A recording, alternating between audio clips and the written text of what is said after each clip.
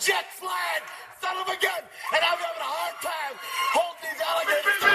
You're talking to the Rolex wearing, diamond ring wearing, kiss stealing, willing dealing, limo jet flying. We Rick flaring on it, flaring on it. We Rick flaring on it, flaring on it. Rolex wearing, diamond ring wearing, kiss stealing, willing dealing, limo jet flying. We Rick flaring on it, flaring on it. Jack, we Rick flaring on it, flaring on it.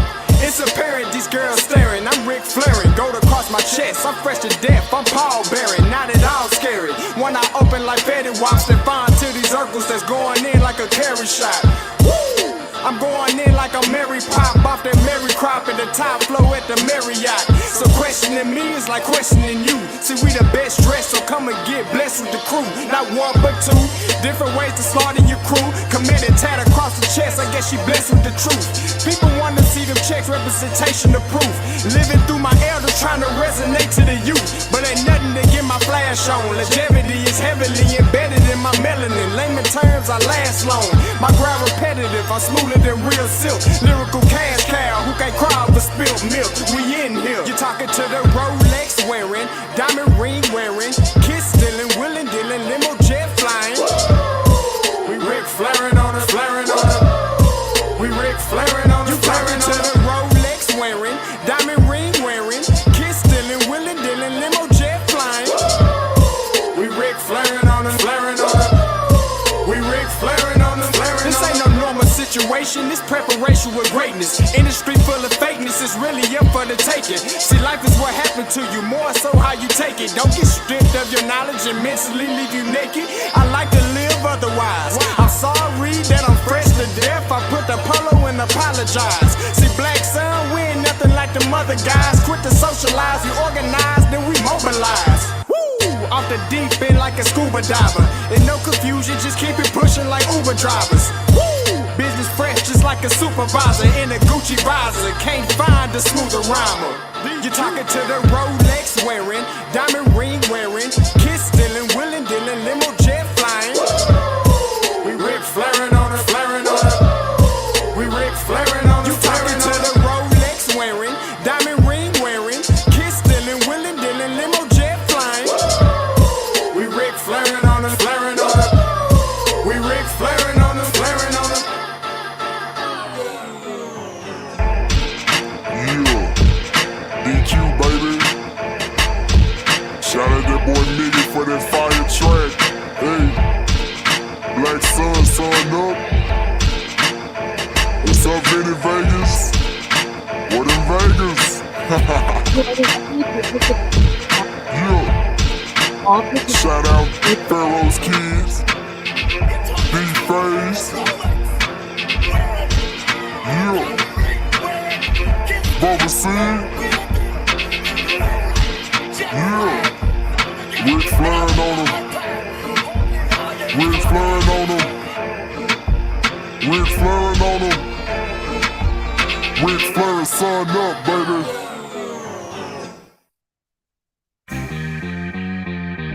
Hey, Roundtable Season 2. Scotty and Blue. Backpack coming through. Let's square it away. Ain't nothing like the round table. I pay you if able to find better on cable. They made you appreciate Scotty and Blue. Football media, walking encyclopedia. Scott understand the Blue got the stats handy. Football, the topic around it, they ain't dancing. Stat sheet longer than Clifford Harris's rap sheet. He run a phone, please. See why you playing them that deep. Awkward silence, no need to be quiet. You know you saw the game, we might as well talk about it. Somebody caught a body in front of everybody. Pick six, cornerback out here committing robberies. How much you wanna bet we could cover the spread? 50 yards in the game, 100 after the catch. Throw it up if you want, I'ma grab it and flex. Season 2, Captain Pettier, still with the mess. You can move how you want, but we gon' move too. Round table with your boys, yeah, Scotty and Blue. Backpack. Poet. What is going on, everybody? Happy Tuesday. Listen, you already know what it is. It's the round table with my boy Blue. Man, the fact that this is week 13, man, makes me so upset. This football season has, I mean, I can't think of one that's went by this fast. Man, and think about all this, Blue. Think about all the stuff we had to wait to get here, bro. Like it felt like forever just to see football, and now it's about to be gone as quick as it came. It's just crazy. Man, listen, we want to wish you guys a happy Thanksgiving. My boy Blue, the big brain that he is, he was like, Scotty, we're doing a show on Thanksgiving. Let's not do that. Let's move it to Tuesday. So I was like, damn, you're right. You know what I'm saying? Because I just be flowing. But we'll be eating dinner on the stream on Thursday. hey, you know what I'm saying? You know, Blake, what you eating over there, Blue? But you know, people over there sleep on the stream. You know what I'm saying? So, but no. So I want to wish you guys a happy Thanksgiving. And you know, a lot of you guys are traveling to your destination. So we want to wish you guys safe travels as well. And happy Thanksgiving. All right. And let me ask you, Blue, what Thanksgiving looking like for you? Hey, man, we're doing unconventional, man. We got barbecue, man. We got brisket, ribs, chicken, all that good stuff, man. So looking forward to it. You know, we're going to a friend's house to do Thanksgiving. I usually go down to Texas to my family. My uncle, he usually does it big. I mean, fried turkey, smoked turkey, ham, and all. I mean, you name it, we got it. Rolls, yams, potato salad, dressing, stuff, and it don't matter. It don't matter. But I like that barbecue style. You know, gotta change it up every now. Gotta change it up every now and then. All right. So gotta get the mac and cheese. Gotta get you. What's your most favorite thing for Thanksgiving? Oh, definitely mac and cheese, man. Mac and cheese? Man, I can get down with that. But if we're talking conventional, man, nothing beats ham with some mac and cheese. I'm all with it. Hey, Blue, you my brother from another boy. Look, I can't do Thanksgiving without ham. You can keep the That's turkey. a fact. If you ain't got no ham, I can't be at your house. It's just that simple. If you ain't got no ham, and there's nothing better than leftover ham. Oh, the next day ham. Or that night of, like after you take that nap, you wake up a little bit hungry. Oh, it's over. Ain't nothing like some. Oh boy, ain't nothing like a good ham. You know what I'm saying? But gotta stay on topic. Gotta stay on what it is. I love me some good ham. I'm not a turkey guy, but No. Cajun turkey, not too bad. If you cook it right, I can get with it. But man, for me, it's all about the ham. If you ain't got ham, I'm a little bit skeptical of the whole Thanksgiving get together, man. Absolutely. Me, I'm not a pie person. I don't eat. I'm not either. Yeah, I don't either. I'm not a fan of pie, so don't ask me about sweet potato. They all nasty to me. All right, apple, pumpkin, chocolate. It don't matter. Just take the whole flavor list and put it right in the trash. I'm good. Just. Oh man, I do, man. I love you, man. All right, let's get to some news you need to know. Hey, hot transfers. Any hot transfers, Blue, that you've seen on the wire in all of FCS that you're just like, whoa, what is going on here? Oh man, I got a whole list. Hang on, because I've been DMing people about these transfers. Listen, the number one for me is Andrew Armstrong, Scotty. He's a wide receiver out of Texas A&M Commerce, and his first year at FCS. And just a reminder, this kid is 6'6", 190, and put up 60+ catches, over 1,000 yards, and 13 touchdowns this season. I saw his highlight on Twitter. Yeah. I saw, yeah. Oh, different. And he's already got SEC offers. He already has any Power 5 program. I mean, he's going big time. Like, he's the next. I really thought, Scotty, if he came back to Commerce this next season, he had a chance to win the Walter Payton. That's how special I think Andrew Armstrong is. He's next level. And then another one is you got Jatari Carter, of course. But I think one that surprised me the most is Chandler Martin from ETSU. He's got 3 years of eligibility left. This is a guy who's multiple time all conference, was considered for the Jerry Rice Award, and he can play just about anything, man. So he's transferring as a redshirt freshman, averaging 10 tackles a game, holds the school record for tackles in a game, multiple time player of the week, and led the team in tackles for loss, sacks, and total tackles this year. Wow. All over the field. Somebody said East Tennessee, their whole team left. And like, is it because they were bad? Is it because of coaching, or? It's because they didn't perform up to the standard they were supposed to. They're the defending champs, but they lost their head coach last year. They lost a Walter Payton Award finalist who finished third behind Barry and Kelly and Quay Holmes. I just think they had a lot of turnover, and this was kind of a learning year. But I will say this, and I was talking to someone today who was an FCS coach, and I also talked to a player on Austin Peay's team about this today and Lamar's team, because Lamar's head coach was let go, and they had like 10 to 12 players transfer. I was talking to one of the guys who stayed, and I was telling him that I feel like everyone is caught up with the positive that the transfer portal has on the FCS, because you see a bunch of guys coming from the P5. You see guys who can be impact players, and we always hear about the success story, Scotty. But at the end of the day, I think the transaction is not as fair as people like to think from the FCS to the FBS, because what the transfer portal is also doing to the FCS is anytime these coaching staffs develop a player, find a diamond in the rough, or put their time and effort into building a guy like an Andrew Armstrong. And listen, this isn't a shot at him. I'm glad, because I think he deserves to be at a P5, and I'm hoping my alma mater goes after him as we need him. But Tyler Hudson last year, Cameron Ward last year, all these guys that were dominant in the roughs and were going to be the next stars of the FCS, they left now for greener pastures. And so you consistently see this happen. And Scotty, you're losing your top talent, young talent, to the FBS. And then the FBS is sending you their leftovers, players that didn't develop, players that had problems off the field, problems in the classroom. And so you're getting D1, or not D1, but you're getting Power 5 bounce backs, and your hottest players and your best players are going to take their place. Yeah. And so at the end of the day, I'm wondering, because, transfer portal still kind of early in terms of this cycle we're seeing. Do you think it's sustainable for the FCS? And is it a good thing that all that top talent, all the guys who are on the Jerry Rice Award, all the guys who have won Walter Paytons, Buck Buchanan's in the history of the FCS, now those guys aren't going to be there? Because at the end of the day, go back, because Eric Barrier stayed at Eastern Washington, if the transfer portal is as hot and as free as it is now? Probably not. You're losing some of those top talent, and that's the one thing I do worry about in terms of the longevity of the FCS. But as long as we're hitting on guys dropping down, that's great. But I think the guys who don't work out kind of get swept under the rug, rather than, glorified like we see, like an Aubrey Miller, amazing pickup. Yeah. But bro, how many schools do you think are getting Aubrey Millers when they drop down? I agree. But I think, Blue, I think you got to look at it both ways, right? Because I look at it as an opportunity. Right, it's an opportunity for that next kid to step up and make a play. It's an opportunity for another. I mean, it could be a glorified thing for the program, right? Because you could be like, we developed this kid, and now you got another kid coming up or whatever. And then all that grass it's not always greener. That's a fact. It's no shot to Andrew, but we're going to use him as an example. He can go to LSU and not see the field.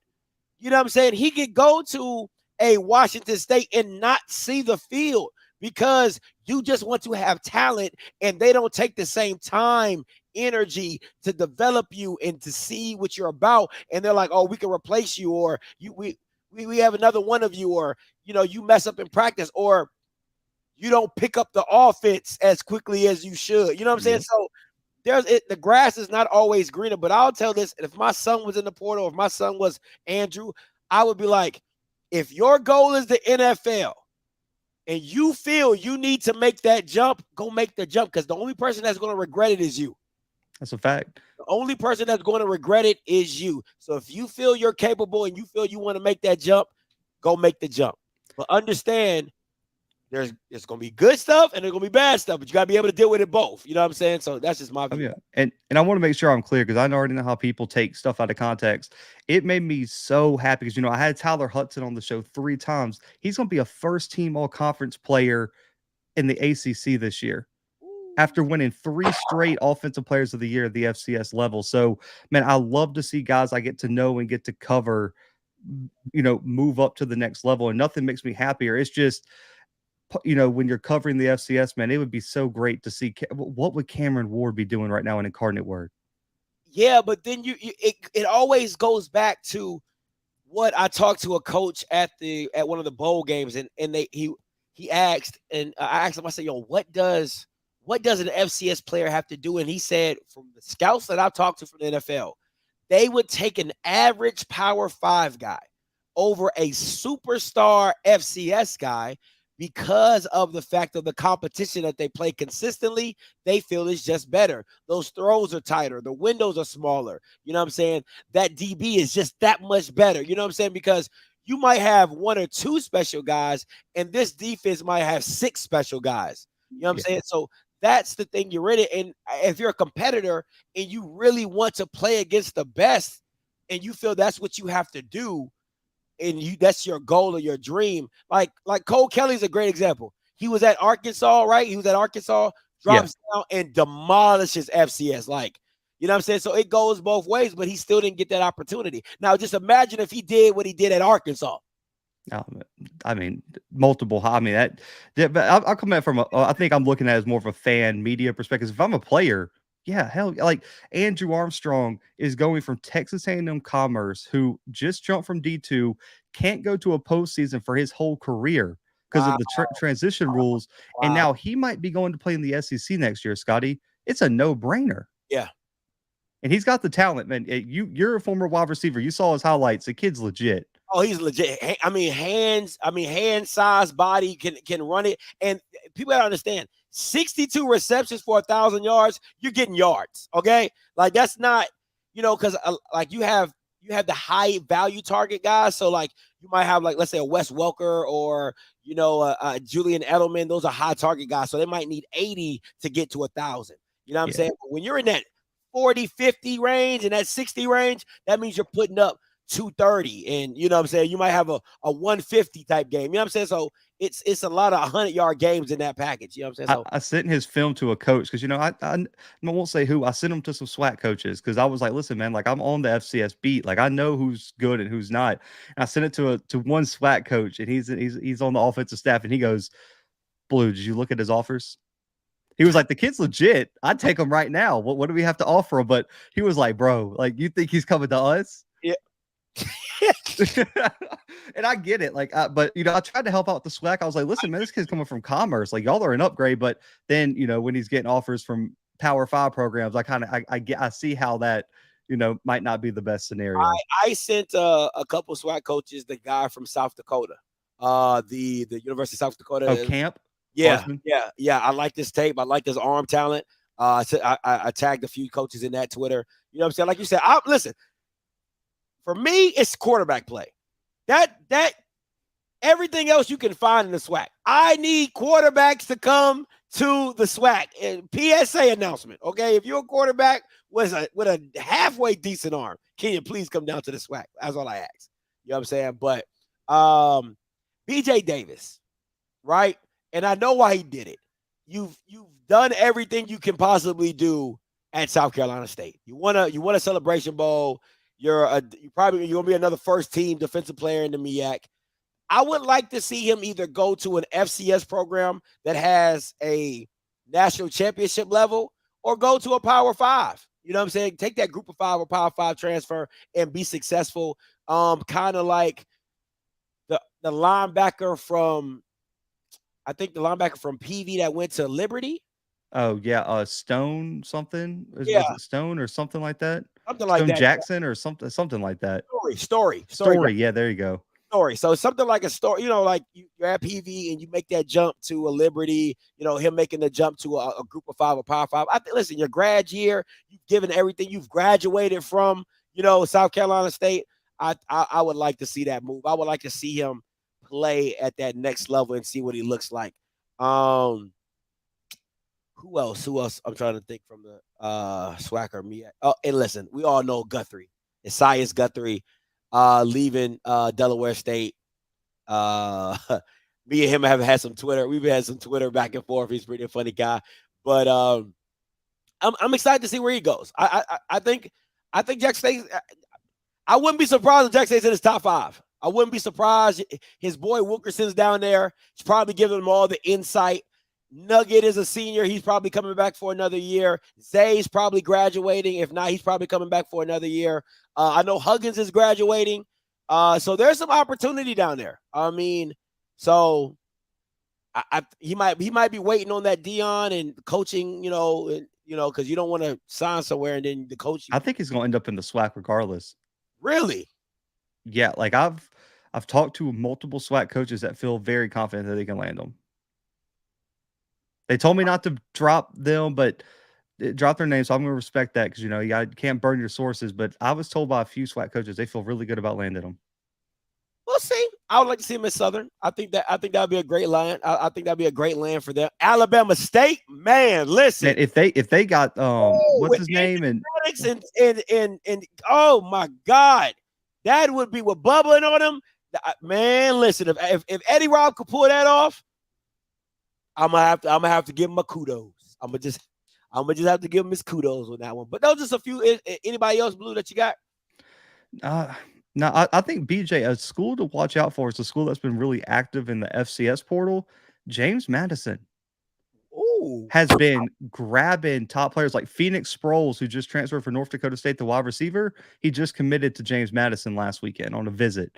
And they've landed multiple top guys. And so look out for those schools that have those extra scholarships coming from FCS, a Sam Houston, a Jacksonville State, schools like that are probably going to give them a chance. But I think if you're looking to stay in FCS, man, there are some really, really good options. I don't know if he'll want to stay on the East Coast or possibly tries, his hand at MVC, Big Sky type program. But I think it's going to be interesting. He's a day one starter wherever he lands, especially at the FCS level. No question. Absolutely. I mean, 6'1", man-to-man, he can play man-to-man, he can play safety, long, rangy, and he's a hitter. You know what I'm saying? A lot of DBs don't want to hit. That boy can hit. So man, I would love to see what that looks like for that. But all right, let's get into these other topics. Listen, news to know. Listen, I know you done broke this down 50 million times, Blue. You done broke it down 50 million times. Give us the snippet version of what FAMU needed to do. I'm going to do it like this. What do they need to do? What should they have done? And where does FAMU go from here? To the house. I mean, this year at least. I mean, but next year, I know, long term. Listen, and the way. Here's how I feel about it. At the end of the day, you have to just go ahead. See that? Oh yeah, no, I saw it. I agree. That'd be crazy. I'm sorry, Jordan. My bad, Blue. But that's crazy. Oh no, you're fine, man. That is a fact. But at the end of the day, you have to weigh what's the most important for you. And I think BJ, G, some of the big names in the SWAC that are voices of this of this conference have said, at the end of the day, does FAMU want to compete for a playoff bid if they don't win the conference or not? At the end, do you want to keep those D2 games? Or do you want to go to the playoffs? You have to make a decision eventually. You can't want both. And that's going to be a fundamental issue they're going to have to figure out. And here's the other thing that I think FAMU fans were kind of duped by the media to a point too. Because Scotty, I came on here and I came on my show and said, listen, man, it is going to be extremely difficult. And I kept it as real as I could and broke down every single thing about why it would be difficult. But there's a lot of media out there, and I'm talking about big time legit media that played on FAMU's anger and emotion and clickbaited people into thinking that it was just as simple as one team doing this or one team doing that, or that the polls matter, or that the NCAA.com article by Stan Becton was the end all be all, and he just handed that article over to the committee and they just took his recommendations. It's just, I hate when media plays on people's anger and emotions for clicks, and I think that's what happened. And there's a lot of misinformation just thrown out there about what the bubble looked like, what these teams look like. And also on top of that, Scotty, let's just be honest. A lot of people out here just throwing out 7-4 with no facts. And you saw, listen, in the members chat, and I love everyone in there, and they're probably in the chat. Do you remember the team that people were just throwing in the chat as FAMU should be over Weber State? Yeah. Not a damn clue what that resume looked like. They just throwing names out there. That Weber State, Come on, man. Like, that's not true. And the committee got interviewed, and this is what they said about, because listen, Scotty, I said Montana didn't belong in. They weren't in. If I was on the committee, and there's a lot of people that agree, but here's the question: does FAMU get in even if Montana's not in? Oh no, because you still got UT Chattanooga, Austin P, all these other schools. Yeah, and what the committee said is Montana had 4 losses, right? All to ranked teams, and they lost 3 of those games to top 6 teams with a backup quarterback by 1 score. Wow. And now they're healthy. The only game that got blown out was by Montana State on the road, and they lost that game by less than FAMU lost to Jackson State. And they were a ranked opponent. Like, it's just, it makes no sense. Like, and Scotty, here's the most telling thing. If you go watch my show, what was it, on Sunday, everyone's complaining, calling in the comments. I do a blind resume test at the end of the show, and the same people complaining in the blind resume test pick Delaware, Montana, and Austin P over FAMU. So what does that tell you?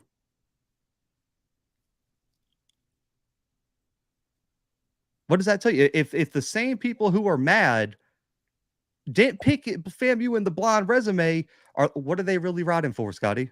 What they riding for? No fact. Listen, we're just out here. No facts, all emotion and vibes, as BJ likes to say. We're just vibing with our emotions out here in the wind. No facts thrown out at all. And I don't agree Montana should be in, but at the end of the day, Delaware has an FBS win, and Delaware has a ranked win on their resume. Neither of which FAMU has. And you could say D2 teams aren't made equal. You won by, you barely beat a D2 team. And you struggled with multiple teams on your schedule. You weren't out there beating teams by a million. And Montana had 4 losses, but all those bad wins they had were murdering people. And you could say FAMU's only bad loss was to a ranked JSU team. Name the other ranked team they played. It is just that simple. And this isn't just an HBCU thing, because Central would have got in this year. Central had a ranked win over a playoff team. Yeah. It's just that people have zero perception of what's going on. But listen, I wouldn't have had, in my opinion, I would not have had Montana in. But at the end of the day, I think the blind resume test really speaks to how people really feel when they take the brands away and the colors and the associations. It's that simple, man. That's why you the walking encyclopedia, my boy. Let them people know what it is. Listen, like I said, I relay all information on FCS to you, because at the end of the day, to me, I think this is my thing. Even when you looked at it last year, they just looked better. You know, like if you watch the tape of FAMU, they just looked better. They looked like a team that you, even with Rashawn McKay at quarterback, you still felt like they should be in the playoffs, because they look like, Marquise Bell, Savion Wilkinson, Antoine Collier, BJ Bowler, General Hunt. You could name Isaiah Lamb. You're just naming stars on that defense offensively. Bishop Bonnet, Xavier Smith, Shareed, you know what I'm saying? Terrell Jennings. They looked like a playoff caliber team. And even honestly, watching the Southeast Louisiana game, if you would have stuck to the game plan, that game would have been closer. But this year, I just didn't see it. Even with Musa, even with Xavier, I just didn't seem like a good team. It just looked like an average SWAC team that just beat average SWAC teams. You know what I'm saying? So off the tape alone of watching them, I wouldn't have put them in the playoffs, and they would have had to beat somebody of stature for me to be like, okay, they are real. You know, what my eyes are telling me is not what their record says, because they are beating high ranked teams, but they don't want to play nobody. So, and I'm gonna stand on this fact. I would rather SWAC teams plan for the playoffs and backdoor their way into the Celebration Bowl, because you're going to have to play 8 conference games no matter what. No matter what, it's a guarantee. And if you win all 8 of them, your ass is in the Celebration Bowl no matter what. So you might as well plan for the playoffs and then moonwalk into the Celebration Bowl. I loved Alabama A&M schedule. Go ahead. Oh no, well, this is the most frustrating thing is, I also covered FBS a lot last year. The same people complaining about this are the same ones in my chat right now complaining that TCU's in the top 4. For what reason, Scotty? You can say it. It's strength of schedule. But they've been beating people. Oh no, but Scotty, they haven't looked impressive. They haven't played nobody, Scotty. Oh, I like that. But they got ranked wins on their resume. So just listen, the double standard here is just absolutely wild. And all the people in the chat say, look, right here, it's still here. It's right, it's right there. But this is my thing though, man.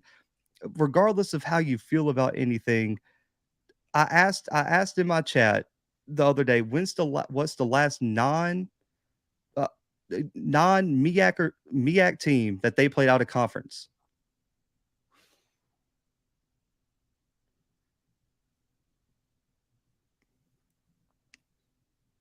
There were like 4 different answers, and none of them were in the last 3-4 years. Yowzers.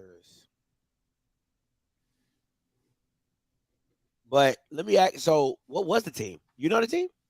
Someone says it was Sanford a while back. Oh yeah,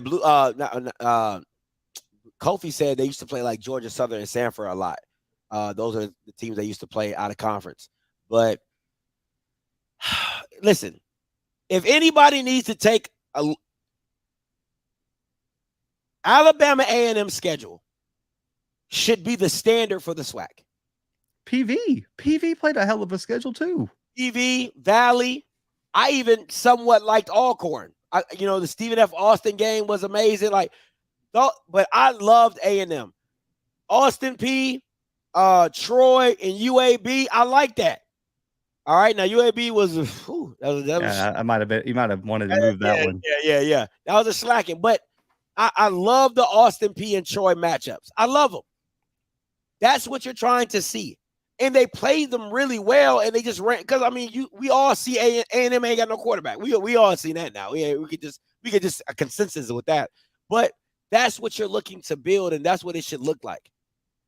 So, and I said this on my show, and Mr. Campbell backed me up on anything. So I know if Mr. Campbell's backing it, it's on point.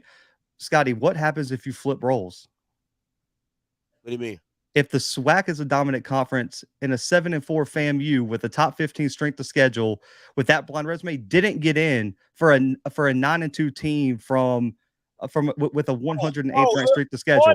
Boy, they'll burn the house down. Boy, there'll be black people at the NCAA commissioner so quick they will burn. Who are the people? All the black people that be all to do it, all the Jesse Jackson, all the black Ricky Smiley, Roland Mark, everybody be talking about that.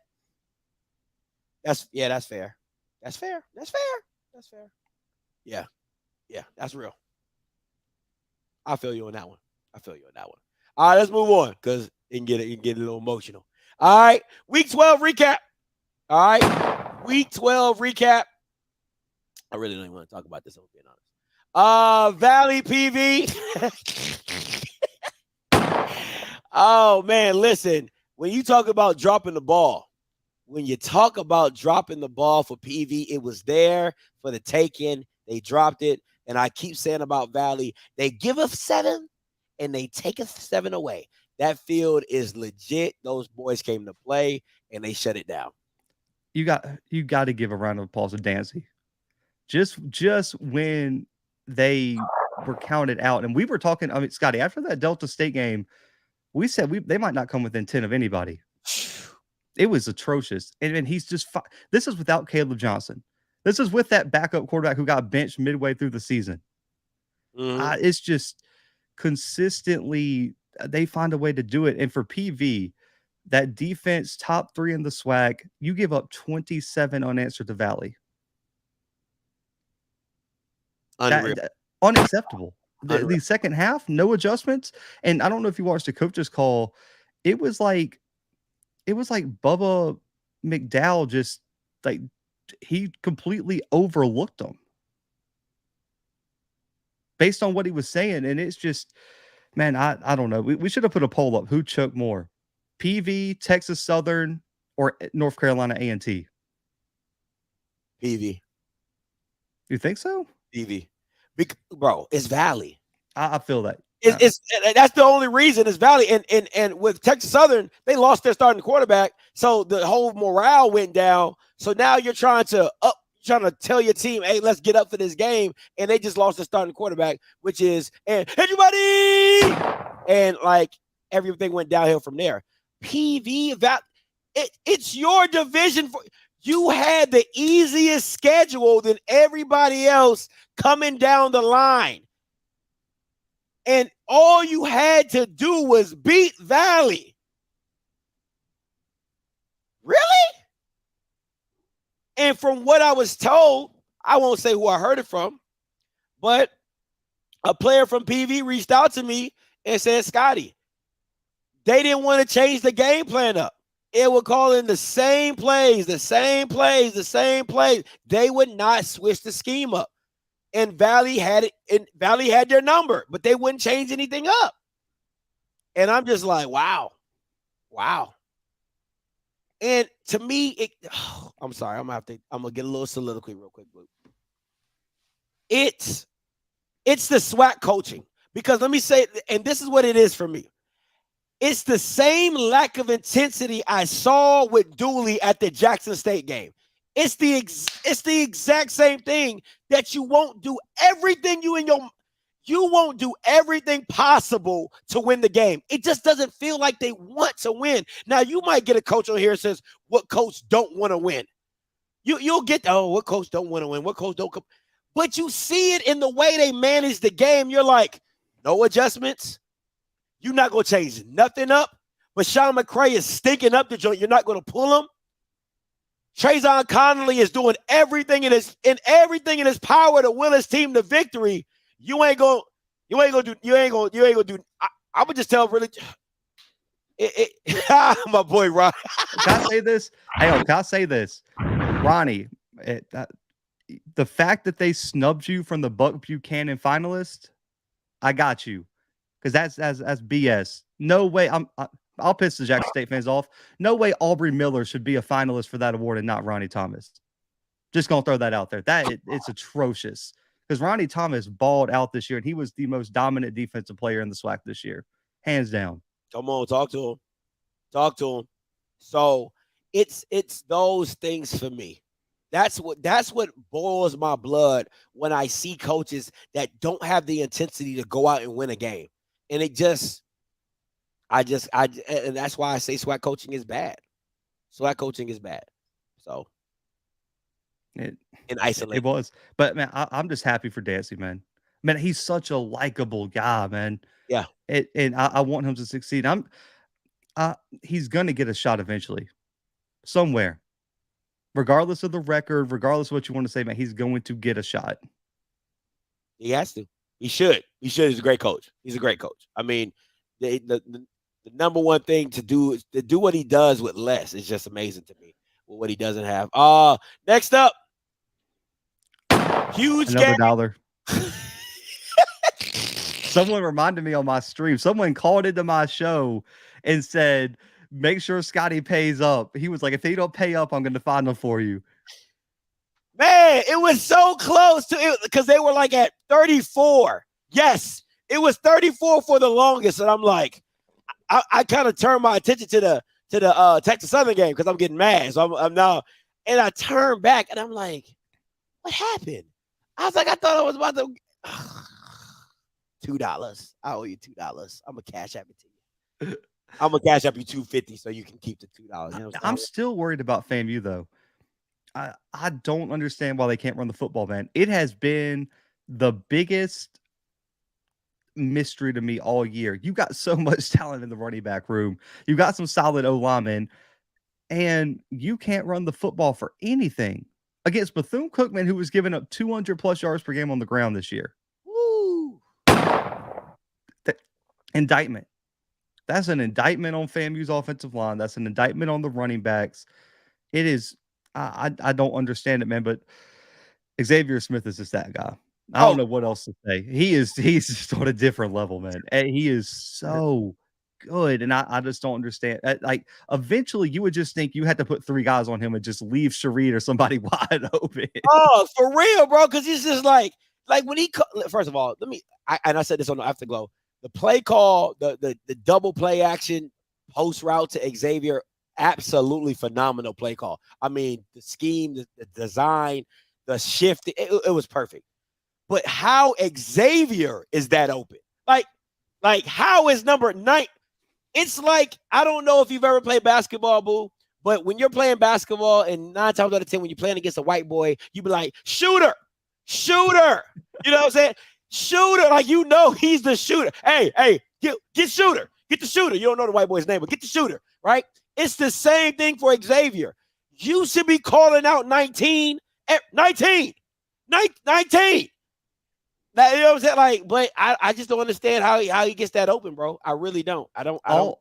All week. So I don't know if you guys did this. So, like, for the key player in practice, I was on offense, so I never had to go against it. But if whoever was simulating the opposing team's best player would wear a different color jersey, so like you would know where he is at all times, and it's like, but there's no reason. Like 19, like if you beat me with anybody else, perfect, cool with me. I'm glad. We had 2 wins anyway.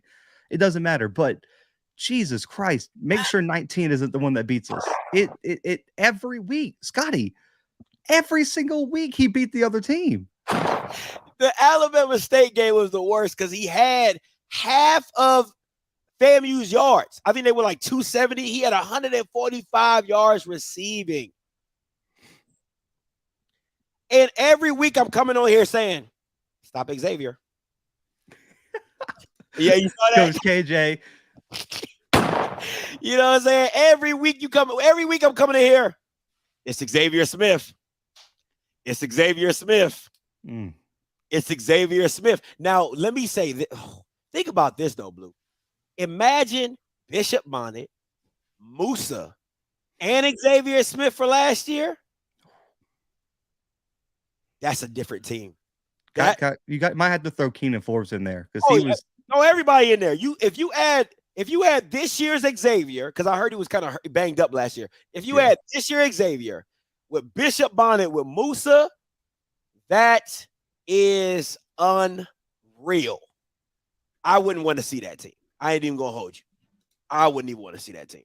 So it is gonna be what it is. But I don't get it, man. Well, Xavier's graduating, so the SWAC could breathe a sigh of relief. But I'm excited. I would love to see Xavier Smith in the XFL or the USFL. I would pay good money. Now, I was about to go there. Bethune-Cookman, Blue. I know you're not the fire guy. That's me. You know what I'm saying? You run a respectable business. All right. Where does Bethune-Cookman go from here? I know this is such an unpopular opinion, and I get it, but maybe it's because I have a little bit of empathy in a business that really doesn't. He gets another year. Scotty, in my opinion, there's not another coach who could have faced the circumstances he did this season and be successful. I mean, they were displaced, 10 out of the 12 weeks? Does last year's losing not play a factor into that? It could, but in my opinion, that job isn't attractive enough to take a chance. That's fair.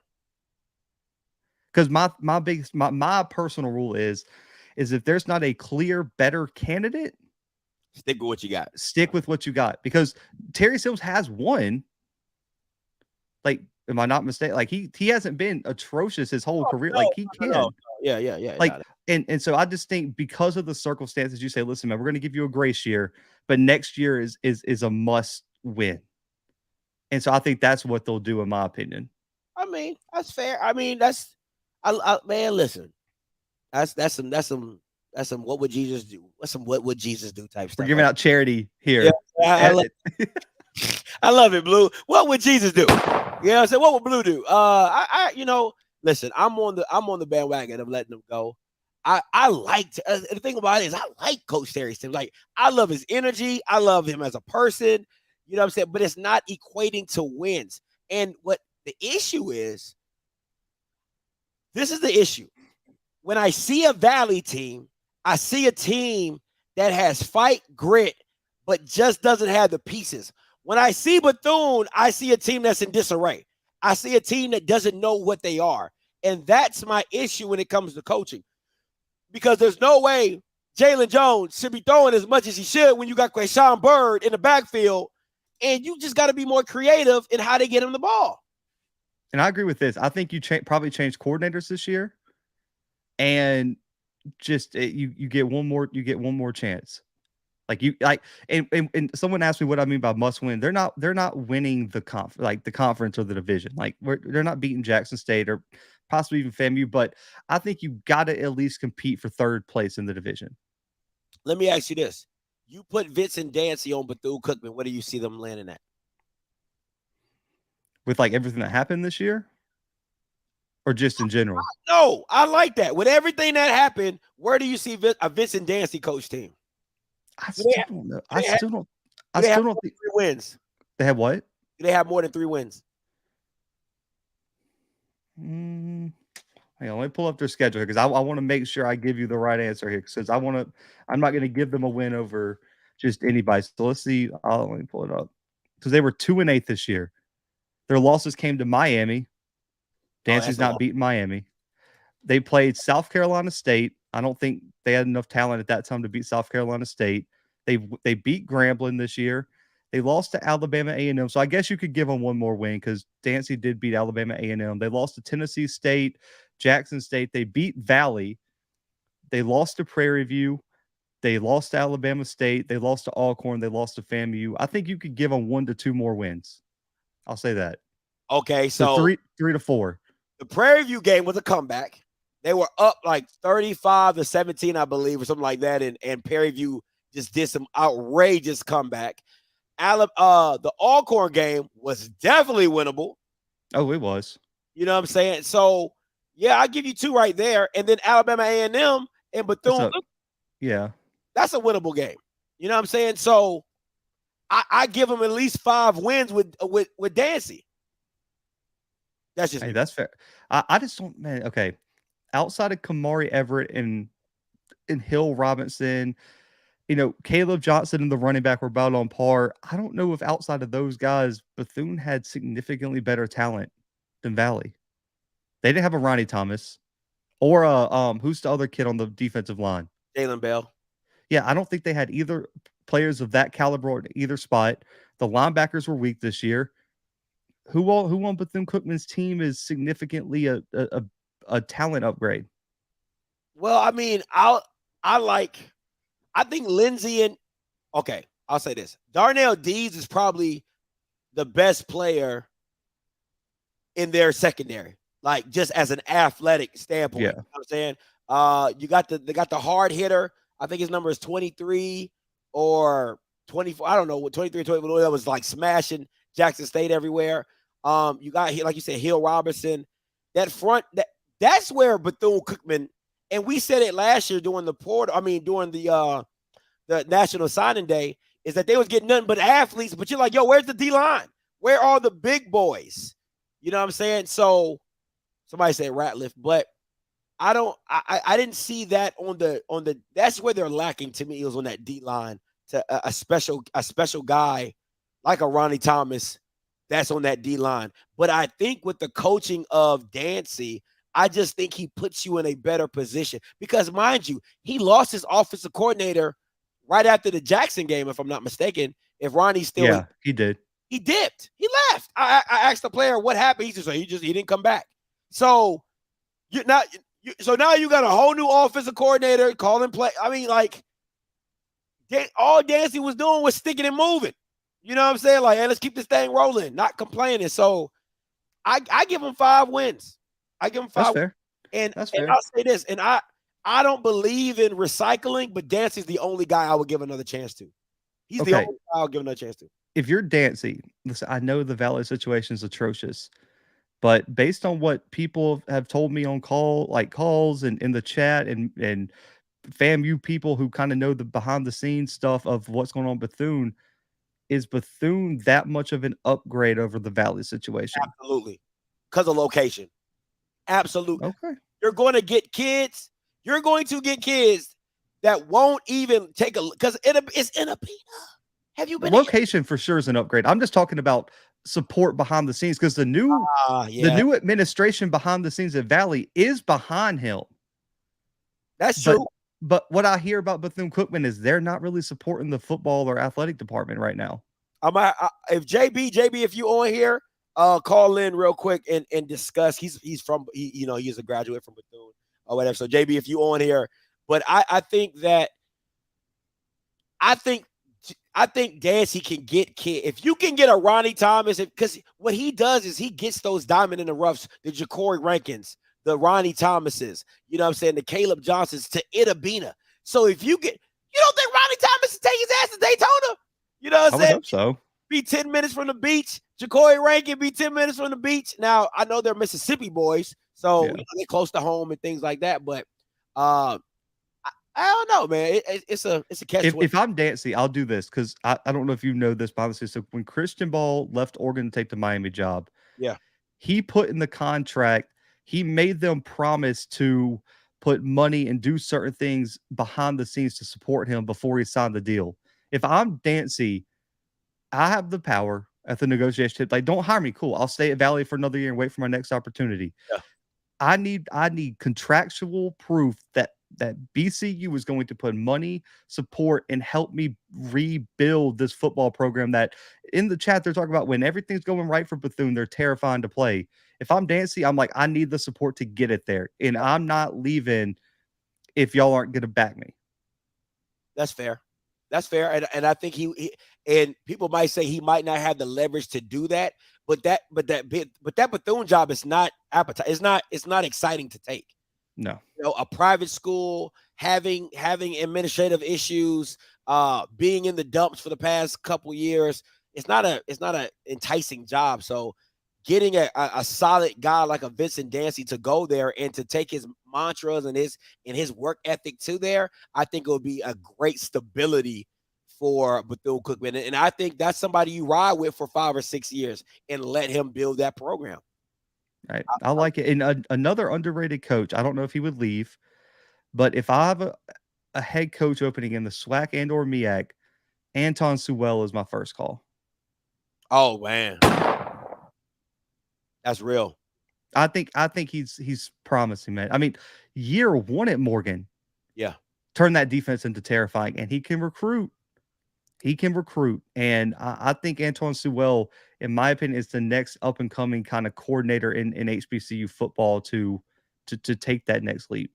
I think the only, with my interview, I think the only thing that's stopping him is his family, because his wife is the head basketball coach at Bowie. And, he wouldn't want to uproot that and take it somewhere where she's up here. You know what I'm saying? I think at this point in time, that's probably the only thing stopping him from doing it. But if the money's right, you never know. You never know. That's all I think. I think you'll say that. But if I'm Antoine Sewell, it ain't UAPB, and the damn sure ain't Bethune. I tell you, no, I'm with you. That's why I said I don't know if he'd be interested, but I'm taking my shot at least. Absolutely. Now, if it was Howard, I'll take that. But now they're not gonna fire. Oh yeah, I know. Yeah, I mean, I'm about to say he just won the MEAC, so I mean, he co-champ. You know what I'm saying? But how do you feel about that? Realistically, I hate it.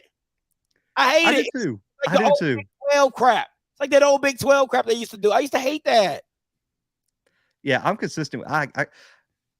Because I'm like, when I was playing, I was a competitor. I'm not claiming a title when what did Central beat them by 30? And you not even going to the Celebration Bowl. So what you mean? So how much of a champion are you? I hate it. Absolutely hate it, bro. Like, that doesn't even have them play a MEAC championship game. If at any point in time, if there's a tiebreaker, if there's a tie, there needs to be a game played. I agree. And that's for other FCS conferences too, because listen, the MEAC's not the only one. There's co-champs all across the country in the FCS, and it's the most frustrating. Like, okay, I can get if you're a co-champ like UT Martin and SEMO because y'all didn't play each other. Yeah. I get that. Yeah. But if you played, how are you a co-champ and I With murdered the team that beat you. Come on, man. That don't even make sense, Blue. Come on, bro. Because they don't even need to be a MEAC championship. They played. They played already. Like, you saw what happened. It's stupid, bro. So Coach Hamps with the big 6. Oh man. Crazy. All right, let's talk about the game that you went to, Blue. How was the atmosphere down in Lorman, Mississippi? Bro, I'm telling you, unless you were there, words can't describe it. Wow. Videos can't describe it. It was electric. It was best environment of the year. I mean, that was probably that's probably the most fun I've had at a game in such a long time, especially covering it. Like, I mean, it was the crowd was involved. You know, like, okay, it was cold as shit. I ain't gonna lie to you, it was freezing. But I'm a cold weather dude. I lived in Kansas for 4 years. I'm used to it. I would much rather it be that than 1,000,000 degrees. But it was a little cold, so it was nice to wear a hoodie down there. Bundle up. But listen, man, the fans were amazing. Mr. Kincaid, shout out to you, man. The tailgate is on point. The A team does it insane. Boy, them 18. I told you, them 18 boys, they be cooking it up. They cook it up. And Scotty, because okay, you know how the stretch is, but you heard the whole thing about opening gates at 4 a.m. I stayed in Natchez, stayed like 40 minutes away, and I left my hotel about 4 a.m. I was like, man, not everyone's gonna be at the gate at one time. Like, bro, who's waking up at 4 a.m.? I was wrong as shit. Dude, I got off the exit at like 5 a.m., bro, and I didn't get in the gate till like after 6. Woo! I was like, what is this? Like, one of the JSU Twitter accounts was posting the traffic and my car was in the picture, and I was like half asleep in there. I was like, this is ridiculous. It's pitch black on the stretch. You're dead stop. I'm like, a deer is going to come out here and just total my car here, or I'm just a sitting duck. But no, man. And listen, I got to campus about 6:30, man. I put like the sun thing up in my window, but I passed out for like 2 hours in my car. I was so tired that morning, so I took a big old nap before the game. I was feeling good, but no, man, the game was amazing, and I thought Alcorn played really well to have a third string quarterback in there, and Jarvion Howard did his thing. The defensive line ate up. Oh goodness! Oh man, Malachi Bailey is different. Number 44 is different. His get off is, bro. He gets off the ball so fast, it's ridiculous. I loved it. And I'll say this: if you've never been to a Soul Bowl, you got to go. It's bucket list. I don't care. I don't care if you graduated from HBC, you didn't. Like, you're just passing through. You got to go. Yeah. Because it was different, Scotty. I mean, you could just feel the energy before the game, and I mean, it was even better than the Alabama State game, and that game was amazing too. The Soul Bowl was different, but I thought overall, listen, Shador didn't play well, and I think this game at the end of the day showed two things to me. One, even though Jackson State's defense did give up some plays, man, they can win games just off of them and the pure talent that they have. Facts. And the speed of the defense is just next level. I mean, and I think that's why Alcorn's rushing attack had more success than some other ones, is because they knew they couldn't run side to side. And they have a running back in Jarvion Howard that is built to go downhill, north and south. And that is the only way you can attack Jackson State. If you try to run all these fancy plays, sideline to sideline, Aubrey Miller, those safeties are going to hawk you down consistently, and you have no chance. And I thought the OC and the offensive staff, as much as people hate on Alcorn's, offensive play this year, the strategy was amazing. You said, listen, I know we don't have a lot of time to get this ball off. We got a third string quarterback. We're just going to it was like playing Madden, like when you were in training camp back in the day and you had to throw it in that circle. Yeah. He said, there's the circle toward the sidelines. It's either you throw this ball out of bounds or you let number 14 or CJ Bowler go get it. That's your only two. Montario Hunt. Those are your only two options. And Montario Hunt made play after play after play. And, on that pick, as much as it was Trey Lawrence's fault, I went back and watched it. he's got to keep his foot under him. And he just got big boyed by Travis. It's a bit of both, right? Because you don't want to throw that hitch that far inside. Exactly. Yep.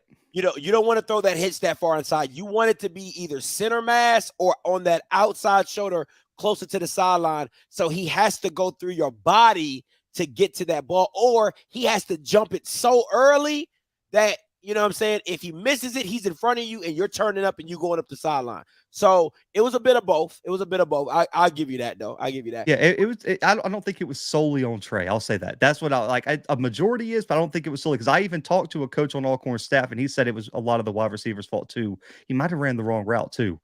Just throw that out there. But I thought Monterio played a great game. Malachi Bailey's an MVP. And you do have to give Jackson State this, man. Every time that you can count them out, they just seem to make a play to get out of there with the win. In all these close games, there's just that one drive that they can put together and get points on the board, and it's that Travis drive. Yeah. And he took over, man, because he had that one catch up the sideline and then the one in the end zone. But I think if you're looking for something to build on with Alcorn, you got some talent that's coming back. If I'm not mistaken, a lot of that talent's coming back. Malachi Bailey's coming back. The young Terrence team. Ellis is coming back. Jarvion's coming back. Yeah. Aaron Allen's coming back. The only really Monterio, if I'm not mistaken, is coming back. The only really person you're losing is CJ on the offense. And Sheridan. Yeah, Claude at linebacker. But Terrence Ellis coming back is a huge help. You know, at least a stability there. So you got to give Alcorn State credit. But listen, Jackson State's defense is just that good, man. I think the thing for me, though, Blue, is what bothers me with defensive coordinators is this. Jackson State has a tail. If Travis Hunter is on the field offensively, they're not 9 times out of 10, it's a play going to him. It just is. That's the only time I can honestly say Shador is going to be locked into a target, because he's usually not like that. This year has been very spread out, whoever's open and whatever. But 9 times out of 10, when Travis Hunter is in the game, there is a designed run or a designed play to get him the ball. And I think people got to do a better job of that. I'll say this. I'm always going to say that I think Travis is probably the best receiver on their team. Next to Malachi Wyman, I think Travis Hunter is like 1B. He is just a special guy at the receiver position. He's a special athlete, but at the receiver position, he's just different. He's just absolutely different. But I liked listen, and a lot of people are going to disagree. I love the way Trey Lawrence played. His stat line won't tell you it, but I've seen enough quarterbacks who go into this game and they wilt under the pressure. They do. They underthrow it. They throw it out of bounds. They take unnecessary sacks. They just play bad.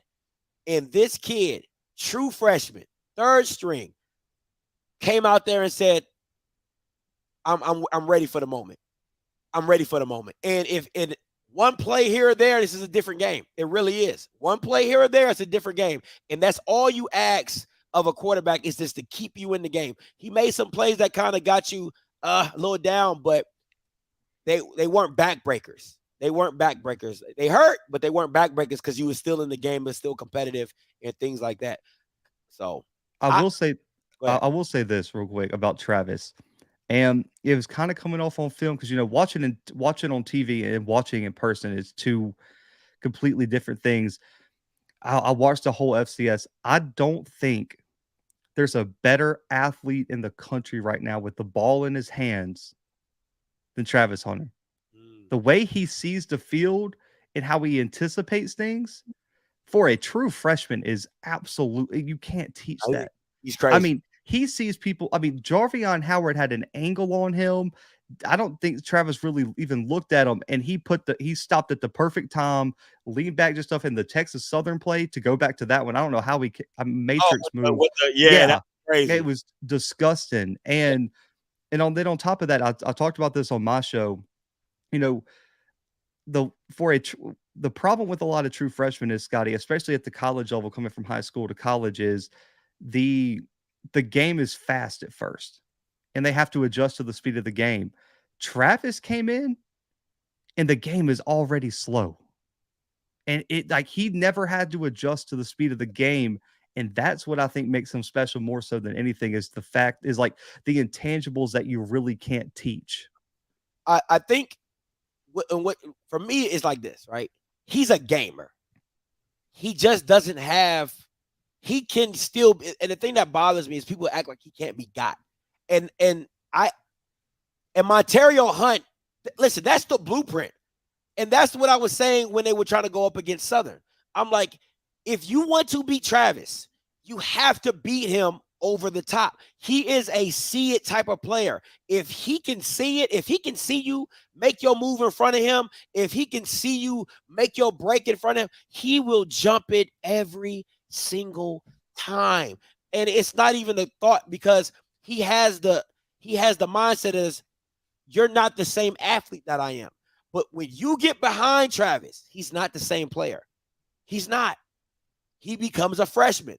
And that's the opportunities that more teams should have been taking. And that's why you constantly kept seeing Montario Hunt kept getting behind, because he's not that type of DB to where he understands how to stay over top, how to stay bounded to the player and do it like that. And people will like say, oh, the Quincy Casey throw.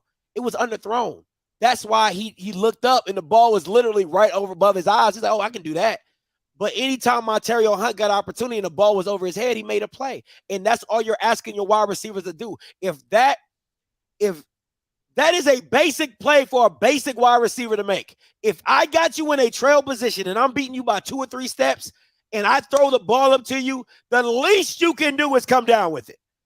That's all I'm asking you. What Travis did on the sideline, that's high level. And let me explain it to you because people don't understand what high level wide receiving is, right? As a wide receiver, if you're going to the sideline, you are taught to always put your front foot flat and you drag your back foot. Doesn't matter if you're looking this way, that means your left foot will go down. It stops your momentum. You drag your back foot. What made that play so special is he never brought his front foot down. And he is dragging his back foot like that is high level wide receiving right there. You don't, if you never played a position, you don't know what I'm talking about right now. He keeps his front foot up. That means he's naturally going down. He has nothing to stop his momentum, and he is dragging his back foot, and he catches it. It is amazing. If you've never played wide receiver, you don't understand how hard that is to drag your back foot with your front foot not being planted on the ground, and you are still going forward. Crazy. And what a position by the throw by Shador. A1. He might not have had a good game, but that throw was elite. Absolutely. That throw was beautiful. Like, and because I was on the backside, like on the other side of the field in the back of that end zone, looking behind it. And on the when he caught that touchdown, there was some the Alcorn people were next to me, and he looked at me. He was like, "Did he catch that?" I was like, "Oh, he definitely caught that." I was like, he caught that. And I mean, I was across the field. I was like, I think he got that. Man.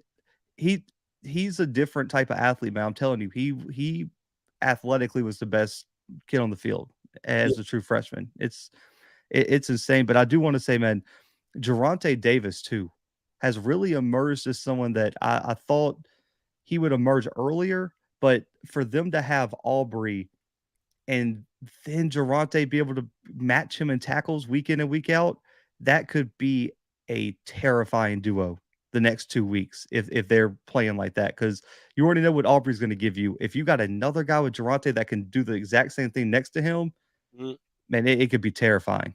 And Barron Hobson too. Barron Hobson is Justin Reagan.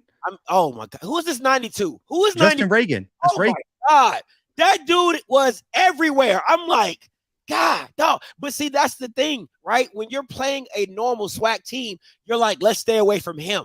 But Jackson, you can't do that. It literally is who's going to step up. Dion can walk into his locker room and say, which one of y'all gonna step up?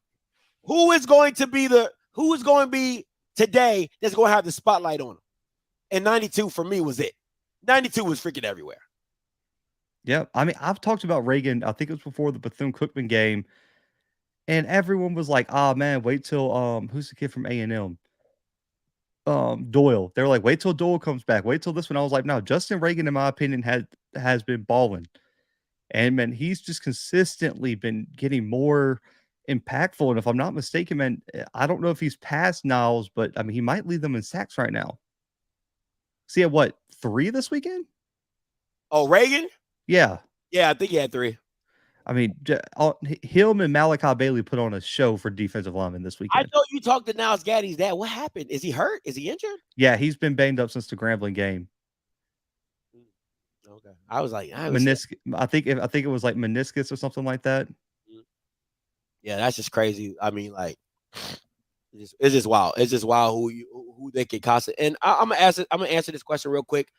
I say no, right? Because where they were, if you think about the plays that they scored on, it would have been the same issue for Travis, right? The deep ball, the first touchdown was okay, let me break it all down.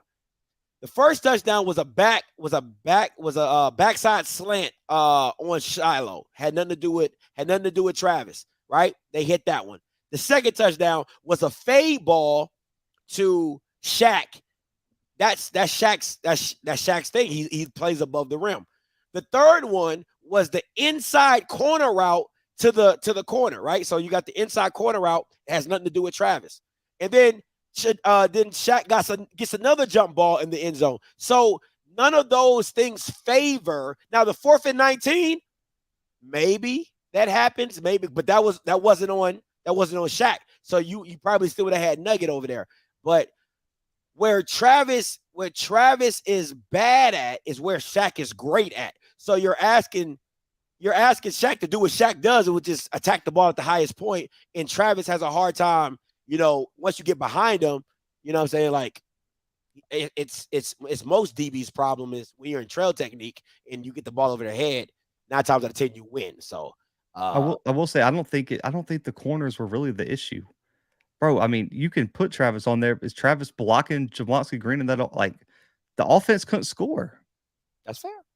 At the end of the day, and also with Niles, I do think Niles had a sack. I mean, I think he came on late, but yeah, that's why like the past few weeks he hasn't really been as into it as possible because but this weekend he played pretty well, I feel like. But Reagan, man, just took over the show. Reagan and Geronte Davis were the 2 names I think had to be mentioned when you go back and talk about JSU in this game. Absolutely. All right, oh God. Listen, man. I'm gonna keep it very short and sweet. Andrew went down, they lost the game. It's just that simple. I don't know what else you want me to say. Andrew went down, they lost the game. What was the score when Andrew went down? 20-3. Now listen. Does Andrew make tackles? No. Does Andrew play DB? No. So, I mean, at the end of the day, to have 21 unanswered points, that ain't Andrew's fault. At some point in time, you got to make a stop. 4th and 1, and you let this Bama go for 40 yards untouched into the end zone, it's a problem. That's just my personal opinion. It was 20-10. Okay, it was 20-10 when he went down. Okay.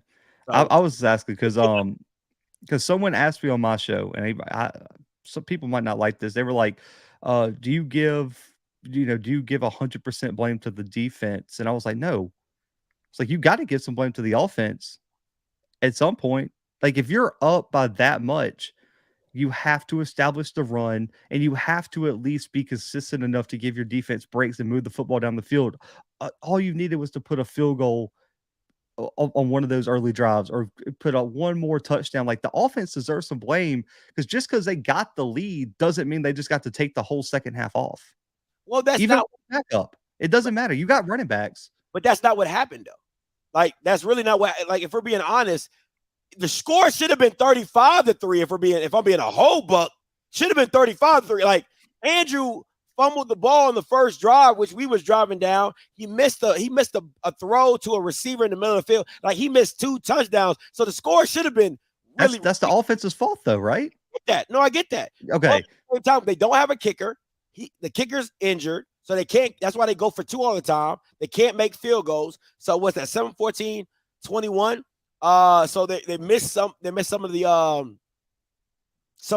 they can't. So they can't kick field goals. So that's why you see Texas Southern going for 4th and 14 in their own 30. On their own 30. I mean, on the opposing 30, because they don't have a kicker. So you're missing out points right there. And then at the end of the day, the backup quarterback is horrendous. Like, he's worse than JP from Jackson State. Bro, like, he couldn't make a throw. And then when you know you're not worried about Andrew no more, so you're going to stack the box and dare a backup to beat you throwing, it's just that bad. And let me also say, Marsh, he's not a good play caller with Andrew. You think he's going to be better with a backup? Okay. Sadly not. Okay. But this is we're gonna connect the dots here. This game was an indictment on Grambling for me still. Everybody this season has been able to run the ball on Texas Southern, and you got one of the best running backs in the SWAC, and you still didn't give him the ball last week. Bro, fire everybody. Grambling pisses me off so bad, bro. And like, Langford this weekend, I thought played probably his best game of the season, though. Just in terms of efficiency through the air, I mean, you already saw what he could do with his legs, and just next level athleticism there. You got to give Maynard credit, man.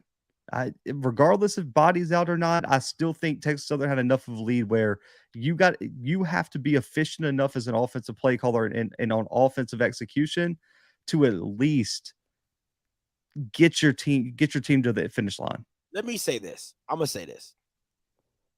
This is an indictment on, and I'm going to keep saying it. Coaching in the SWAC is freaking bad. Hambrick is killing you, okay? He's killing everybody but Zay. How do you not put your best DB on the one receiver that is killing you? That is horrible coaching. First of all, you got a quarterback who can barely throw a rock in the ocean, okay? And he's killing you throwing it to one person. I'm going to put my first team, all DB, over top of his ass, and we going to play zone on everybody else, and I'm going to make Xavier Langford throw to somebody else. But the fact of the matter is that you kept Zay on the opposite side.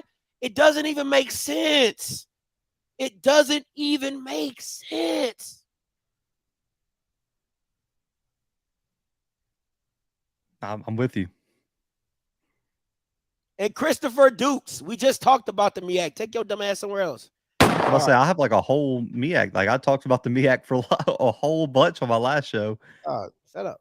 You must be talking about me because I ain't. I will say I don't know. I can't tell that all the comments are the same. Yeah, I don't care I don't care what he said. We just talked about the MEAC, literally. Jesus Christ. But yeah, man. Moving on. That really pissed me off. And he should have been fired. I don't give a damn. He should have been fired. The Who Care game? Who cares? I don't really care. Do you care?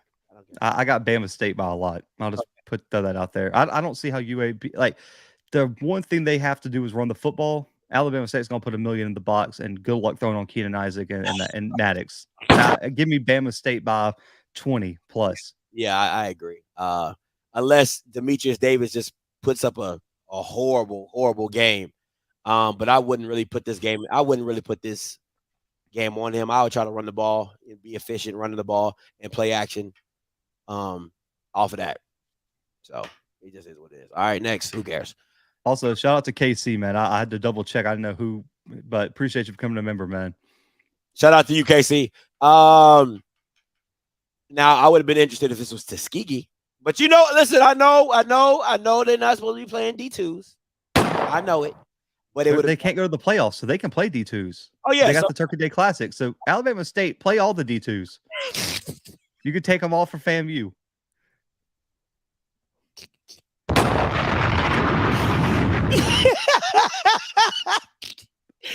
Hey, knock your heart out. Hey, knock yourself out, man. Knock yourself out. They're not watching their weight. They can eat up all the D2s they want, man. Hey, man, he's run the score up if you want. Run the score up if you like. But yeah, man, I would have rather seen Tuskegee. I'm not gonna lie to you. I would have loved to see that. That would have been great, especially the way Tuskegee looked this year. I think it would have been really good. All right. Let me see.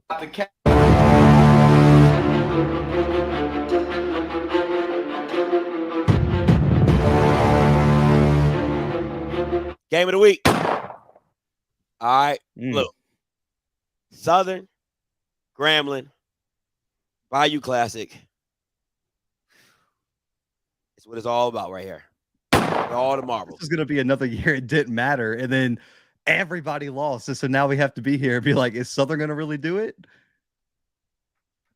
I'm telling you, if Southern loses this game, man, oh man, I would hate to be Dooley.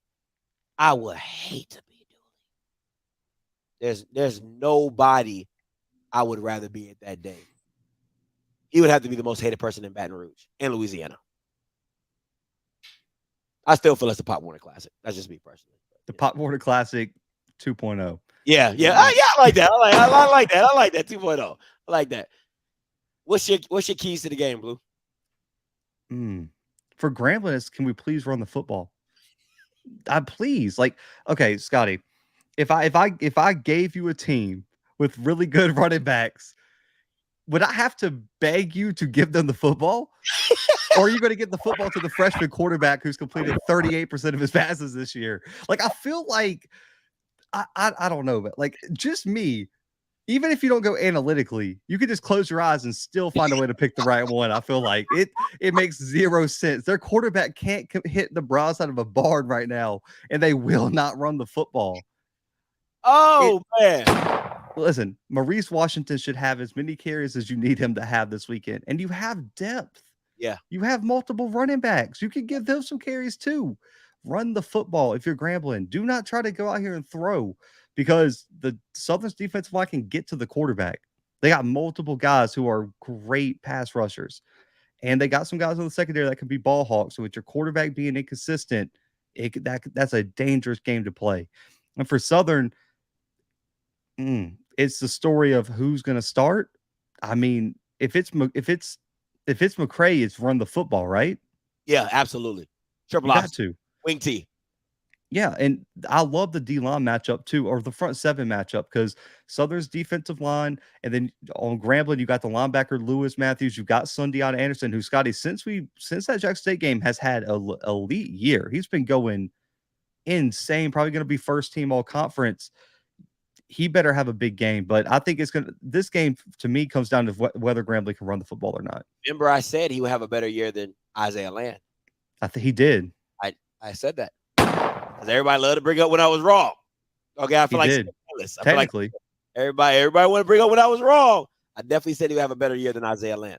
But listen, man, if I'm Grambling, the reason I like Calvez, and let me be 100%. I know his stat wise. If you're looking at his stats, he's just not a walking turnover. Okay, Quintarius Hawkins is a walking turnover. That's the definition. Every time he touches the ball, i.e., Texas Southern, Calvez starts. They pull Calvez. They put Quintarius Hawkins in the game. First throw of the game, what does he do? He throws it high. Zay Hamilton picks it off. It's a pick six. That's Quintarius Hawkins in a nutshell. Oh, you wanted me to keep going? PV Grambling. He's rolling out before the half. I don't even know how this works. He kind of throws the ball, it bounces off his elbow and pops up. The D lineman takes it and runs it in for a pick six. He is a walking turnover. Scotty, everything in my body is telling me to go Grambling. Everything. But every time I put my faith in Hugh Jackson, he lets me down. And as much as everyone can pick on Dooley's coaching, I trust him to win this game more than I do Hugh Jackson. I'm going Southern by 3 this weekend over Grambling. By only 3? Oh yeah, they're not gonna blow them out. It's Southern. Who are they blowing out other than UAPB? In Valley. They kind of mini. Yeah. They kind of mini blew them out. And they didn't do that very well. Well, I had them winning by 31-21. That's why I said 31-21. If I'm being honest, though, Blue, this game shouldn't even really be close. It's a rivalry game. It's a rivalry game. But it really shouldn't even be close. Would I love to see Grambling? See, and this is the problem. I would love to see Grambling beat Southern, but I would hate to see PV go to the SWAC championship. That's the because I really think that Dooley deserves to lose. See, Dooley has backed into a SWAC championship, and it bothers me because your coaching is not the reason that you're going to the SWAC championship. Your coaching is the reason you're in a situation that you're in now where you needed 2 people to lose for you to get this opportunity because you were so damn stubborn with Bashawn McCray. And I wanted you to die on that hill. That's what I wanted you to do. But here we are. So now you backed in, you know what I'm saying, to an opportunity to be in the SWAC championship. Bashawn McCray is hurt. That's why he's not playing. So nothing has to do with your coaching. None of this has had anything to do with Dooley saying, I need to make a change. My team isn't responding. It has literally been like the football god saying, you're effing this up. Let us help you fix it. That's everything that's been going on there. So I think the football guys are going to shine on Southern because they want to see a Boombox Classic for the SWAC championship. So that's what I had a caller call in about last show, Scott. I don't know if you heard him. He called in and said that if you thought SWAC refs were bad this season, just wait till this weekend because the SWAC wants the Bayou Classic. And there was a game that me and Coach covered on the Coach's Corner where Oklahoma State had 0 penalties for 0 yards and Texas had 14 for like 140. And he was like, that's going to happen this weekend. He said he's going to throw a flag for Grambling pulling up to the stadium just a minute too early. Oh man, got a false start. Grambling. So let me ask you, because people ask me on my stream, what would you rather happen? Southern win this game and get a rematch with Jackson State in Jackson, or Southern lose and PV still wind up in the SWAC championship? All right. The football.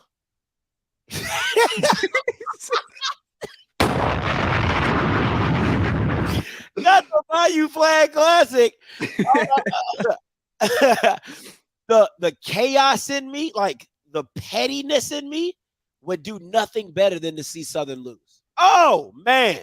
It would do me nothing greater than to see Southern lose. But the football fan in me would love to see a Boombox rematch because I felt when that game first got put on the schedule that they had a good team to compete.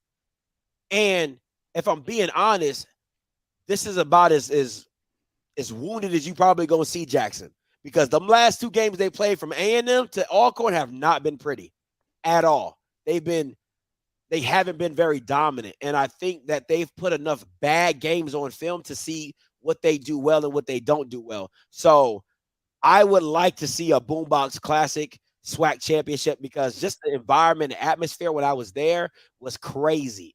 You know what I'm saying? That was a regular season game. I can only imagine what it would look like in the SWAC championship. So I would prefer that. But the chaos in me, like the burn it all down to the ground, yeah, I would love to see Grambling win this. It's a 50-50, but I'm definitely leaning to the Boombox Classic rematch.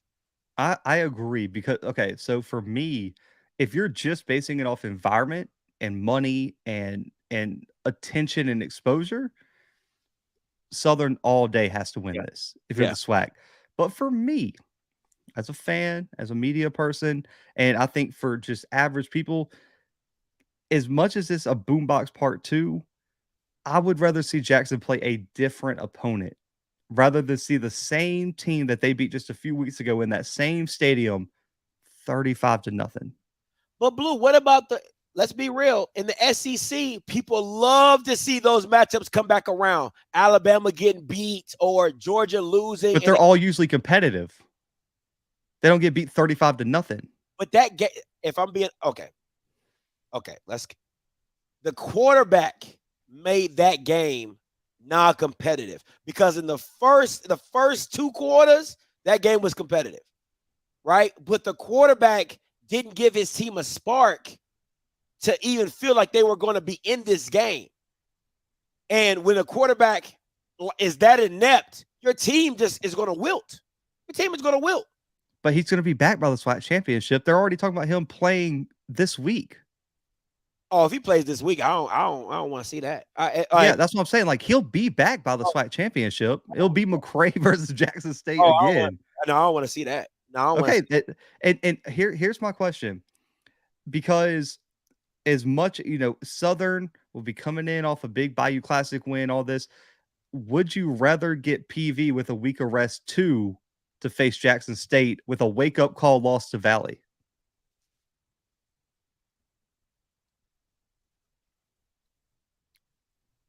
I don't think there's anything special about PV.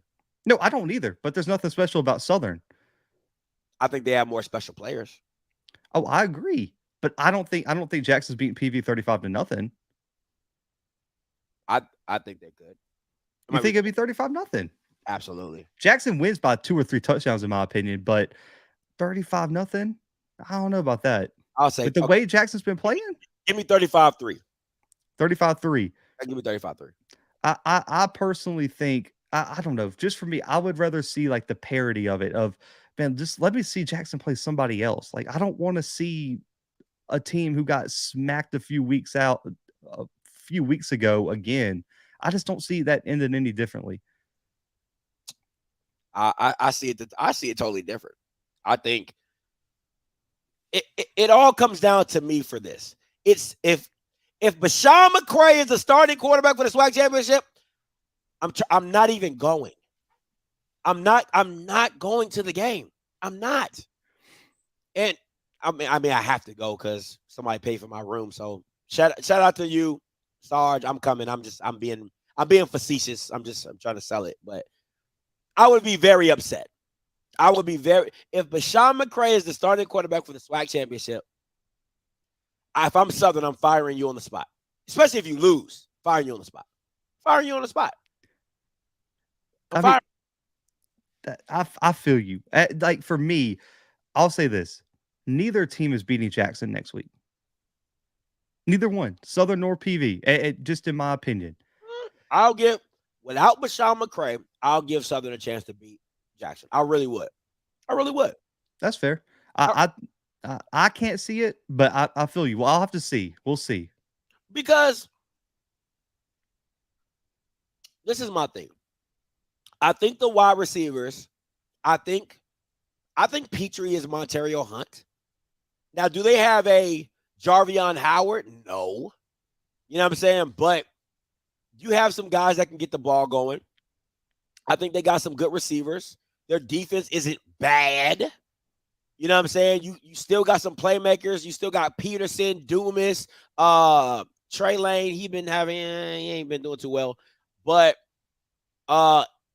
you got I think Jordan Lewis is hurt, so whatever with that. But I think you have some talent. They're a talented team. But it all goes back down to, and for everybody to say I'm smoking something, y'all were the same people that said they were going to beat South Carolina State, so miss me with that, okay? Like, Jackson State has not looked dominant for the last 2 games, and if anybody will be smoking crack if they said that. Alabama A&M could have beat them. If they had any quarterback that wasn't Ray Charles that day, they win the game. All corn. That was a winnable game. Like, stop playing. It's like y'all just been out here beating Bama's 45-7. It's not true. And if you think Southern is not a talented team, you're smoking crack. They have talented players that can get off and get going. Dumas is still Dumas. Cam Peterson is still Cam Peterson. Let's not play. Corian Harris is still Corian Harris. Like, let's not play these games. So, miss me with that, like Southern's not a talented team. They're more talented than PV. Way more talented than PV. So, I don't know. If you put Conley on Southern, I'll take that matchup. You take Trayvon Conley off of PV and put him on Southern. I think he's like a Bashawn McCray 2.0 who could throw the ball. You know what I'm saying? So I'm not particularly excited about either matchup. It was just for me, I'd rather have another team to talk about how they match up against Jackson State rather than Southern again. But we'll see. I think Southern does find a way to win this game. And, you know, I don't think it's 35-0 again. I don't see them finding a way to beat Jackson State in Jackson, especially with Jackson getting a week off. That's going to be tough. We'll see. It'll be interesting. I'll tell you that. I'll tell you this.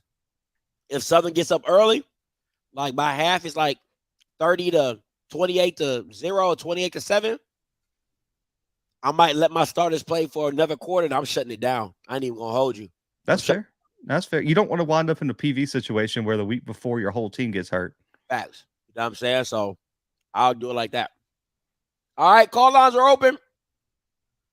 518-263-8124, 518-263-8124. You can talk about any other past comments or whatever. Let me ask you this, Blue, while the comments. Why would you? Because you've watched enough football. And what's the rule in football? It's hard to beat a team twice, even with the Georgia and Alabama game last year, right? They came back. Georgia wins that game. It's hard to beat a team twice. It just naturally is because they know what they did to make a mistake, just like Jackson did. But you don't think Southern can rectify the situation and make the game at least competitive? No, I said they probably won't get beat 35-0 again, but I still don't see them pulling that one out. Like I said, I don't think either team matches up particularly well, especially with some of the injuries Southern has, especially at running back. Because Sims is still out. Kobe Dillon's not coming back. No, he's out for the season. Yeah, so like, I mean, you're missing some of your best running backs. I mean, do you trust Rhyme that much? He's good. Don't get me wrong. I like him, but I still think with some of the injuries, and Jordan Lewis is banged up, and Trey Lang had a terrible game against Jackson last time. Oh, he had a horrible game. Oh, so God. It's just I don't see anything that leads me to believe Southern would win. I don't think it'd be 35-0 with the way that these teams are playing right now, but I don't see them pulling out that upset. I just don't. So if any team is not going to win, why not have a rivalry game? You see what I'm saying? Like that's fair. I mean, to me, at least let it be exciting. At least let fight. It's the unknown of PV though, because I've seen Southern on the field. It's still the unknown because we saw Southern match up against Jackson State. We still haven't seen PV step on the field. That's for me. That's just my like curiosity of what that would look like. I feel you. I mean, because listen, A&M came off a loss to Valley and played pretty damn well. I'm just saying. I don't know. Oh no. Hey, Coach Green, coming to you. Oh boy. What up, man? What up, guys? Just got done with our game today. What's up? Pulled out the win. Hey, why you hating on Southern now, man? That's messed up, man. You hating on my boys, man. Scotty. I'm hating? I understand you don't like me. No, I'm just messing with you. But you don't be hating. You don't be hating. I'm just messing with you. I go to the SWAC championship. Blue the one hating. How am I hating? Blue talking about he don't want to see that get I'm just messing with you. Like what? I'm like, yeah, I was just messing with you. Nah, but damn, Blue. It's like that. What you don't want to see us again, dog? We might play different. Possibly. I mean, like you're right. Like, I mean, there's a chance, but at the end of the day, like I had to make a decision. It's like being asked to pick your least favorite kid. You have to pick one of them. Ain't the old saying goes, it's hard to beat a team twice? No, it is. You're right. You know? So we might keep the game close like Alcorn did. That's fair. Nah, I ain't gonna lie. Nah, I'm gonna be fair and say this. I don't trust Bichon. against. I trust Bichon against anybody else except FAMU and Jackson. That's a strong butt right there because he's probably going to be playing. Like, No, y'all can say I'm hating, but then y'all call in and say, but I don't trust my starting quarterback. I'll put it like this. I hope if he, I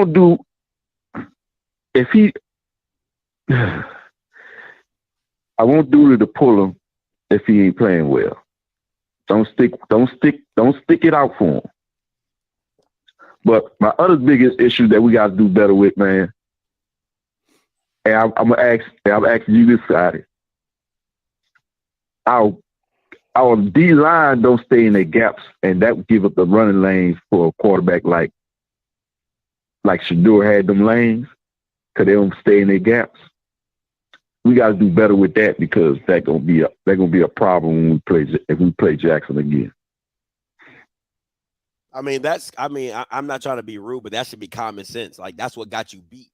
So if you come back to this game, if you come back to the SWAC championship, play at Jackson State, and you go do the same dumb stuff that got you beat last game, that doesn't make any sense. Or if you do slant your line, you need to have a QB spy on Shador to make sure. Because if you watch Alcorn did it perfectly. Like, they would blitz, they would slant, they would stunt. And then whenever Shador stepped up or was about to they had a QB spy that came right down on him or did a late delayed blitz. That's what that needs to look like. You know what I'm saying? So, but if you come into the game doing the same dumb stuff y'all did last week, man, come on. I mean, not last week, but, the last time y'all played, that's just crazy to me. Yeah. And then this is a prime example why I could actually say that, because we did this jump today. As far as like when you play a team twice.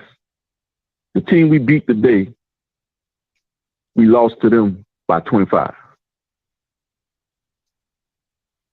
So when it came here, we beat them by 4. See, Blue? See how that works? Hey, a broken clock's still right twice a day, man. I just need one. One. That's fair. That is fair. And this the right time to be right, because that's a fact. It ain't the right time to be right in the regular season. I needed to work in the championship. Hey, look. And the thing about the team we beat today, they are a team that's being considered to be ranked too. Congratulations, Coach Green. If and you're looking for. Appreciate it. But hey, I'm out, man. I ain't gonna hold y'all up, man. No I just want to mess with y'all. Basketball is not different.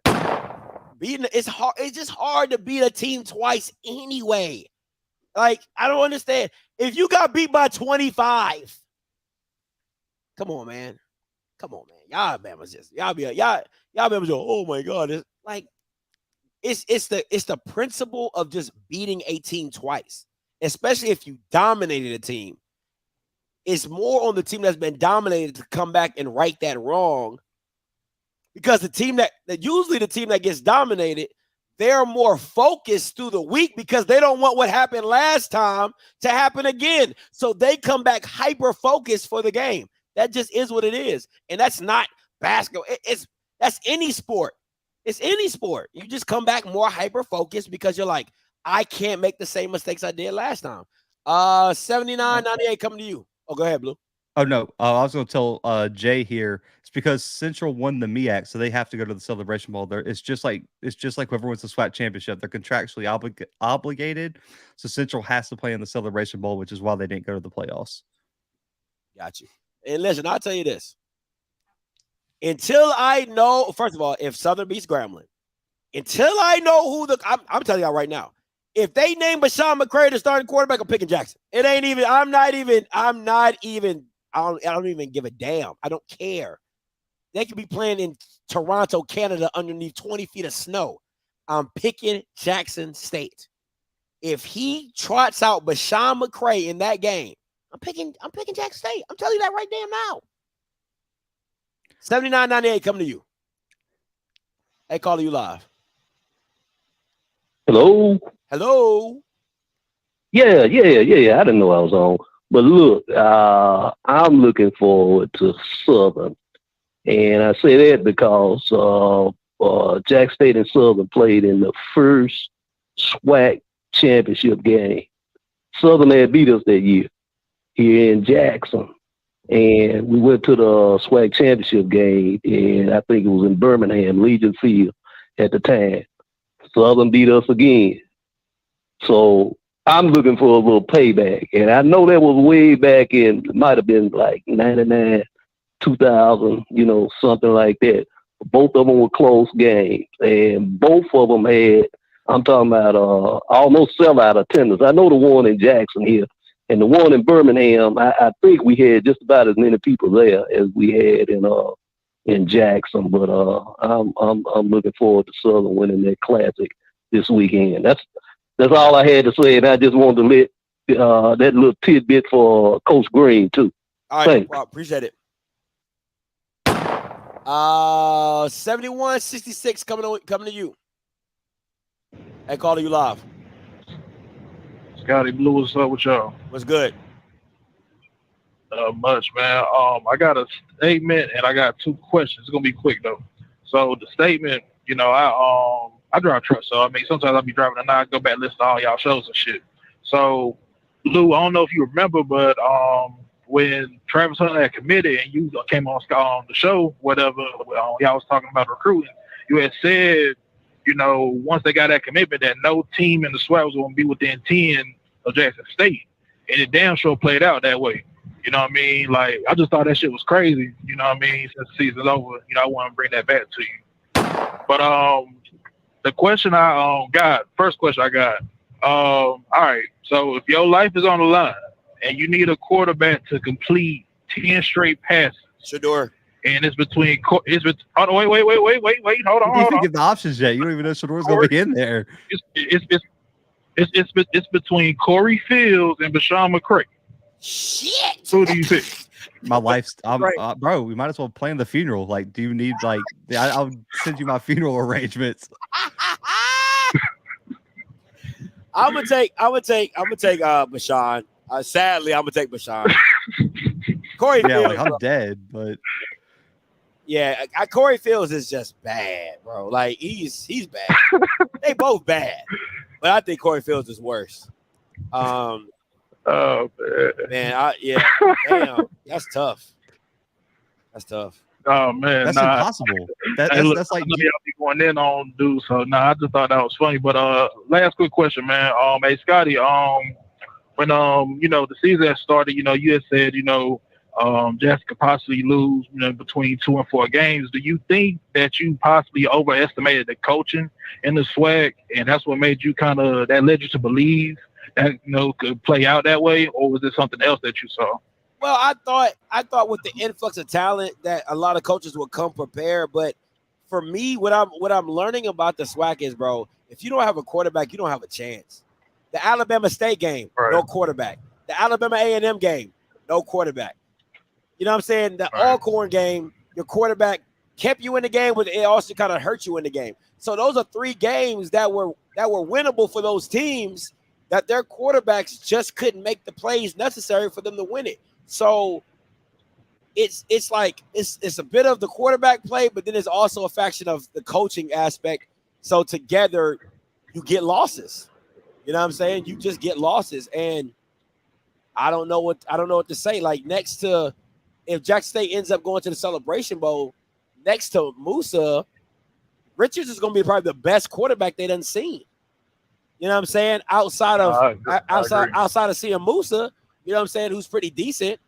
You know what I'm saying? So it's just like you really see how coaching, you see how great Jackson is. You also see how bad some of the coaching is on like trying to hide your deficiencies.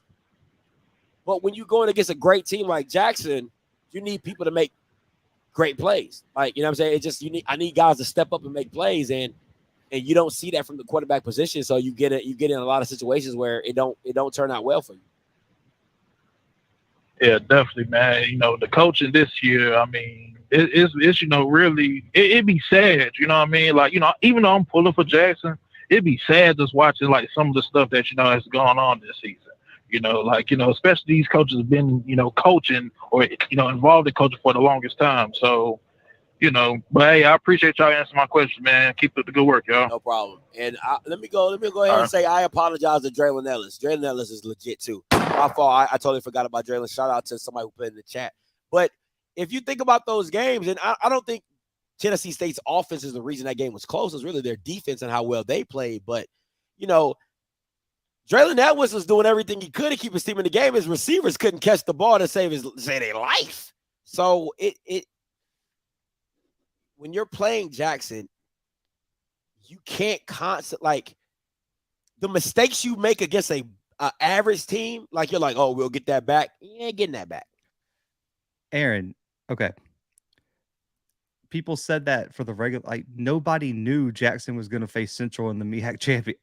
How do you say the best quarterback someone would play is a team that's not on the schedule?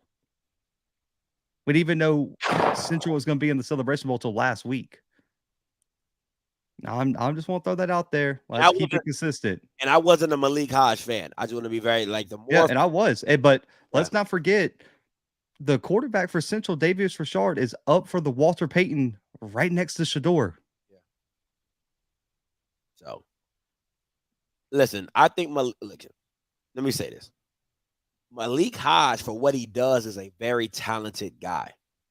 But that doesn't beat Jackson. That's the thing. When I say I don't like Malik Hodge, I didn't like Malik Hodge's matchup with Jackson, right? You need a guy who is going to stand in the pocket and let it rip. I see it, boom. I see it, boom. I see it, I throw. That's what you need to go against Jackson.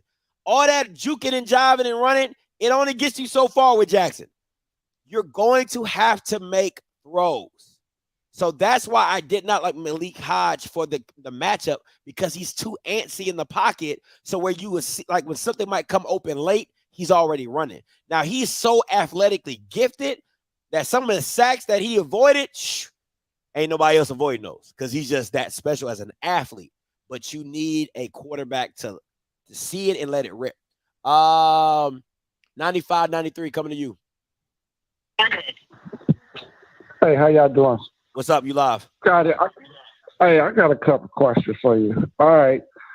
I've been hearing that you saying Southern is a talented team as a whole, but they the older team in the SWAC that got 2 goose eggs, right or wrong? Right. Okay. I also said, I hear you that everybody can use a quarterback. Then when Alabama used to run all the time until they got a quarterback and they start winning, they got a quarterback to lead their team because they're a new era. Quarterback is rarely it's not that many people out there that have a good quarterback, period. So you got to go with what you got.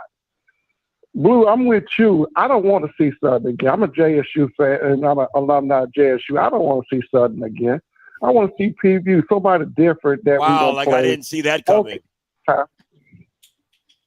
Say again? I can't hear you. I said, wow, we didn't see that coming, that you were a JSU alum and fan.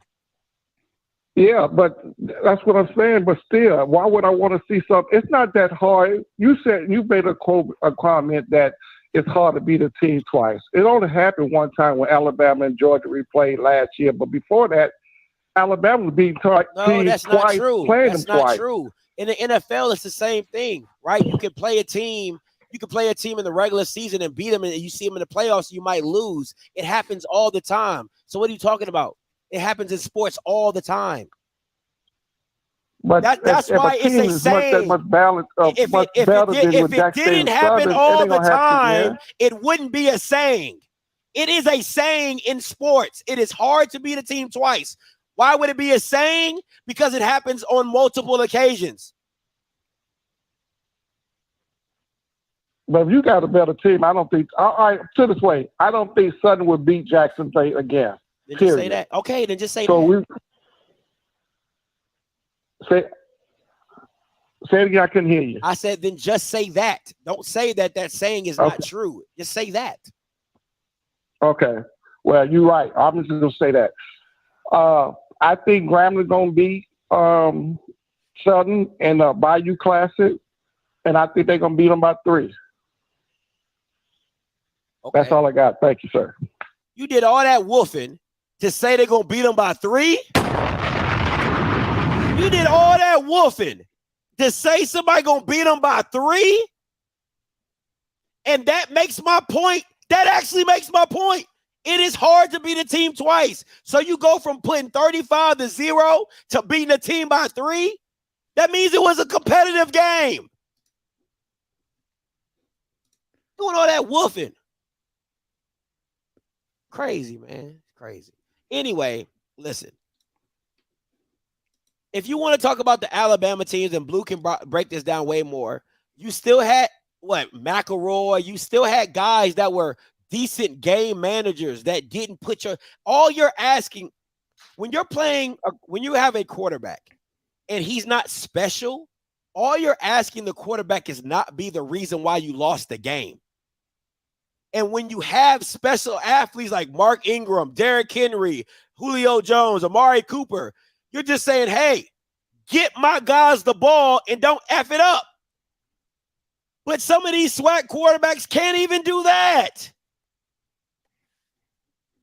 Yeah, he was talking about the Bayou Classic prediction. Come on. The last caller, if I'm not mistaken, he said Grambling would beat Southern by 3. Oh my gosh. I thought he was talking about the SWAC class. I'm like, bro, like No. He was talking about the Bayou Classic. I was just letting you go. I was like, roll with it, man. Doing all that woofing, talking about some being between by 3. Shut up. All right, 64-54 coming to you.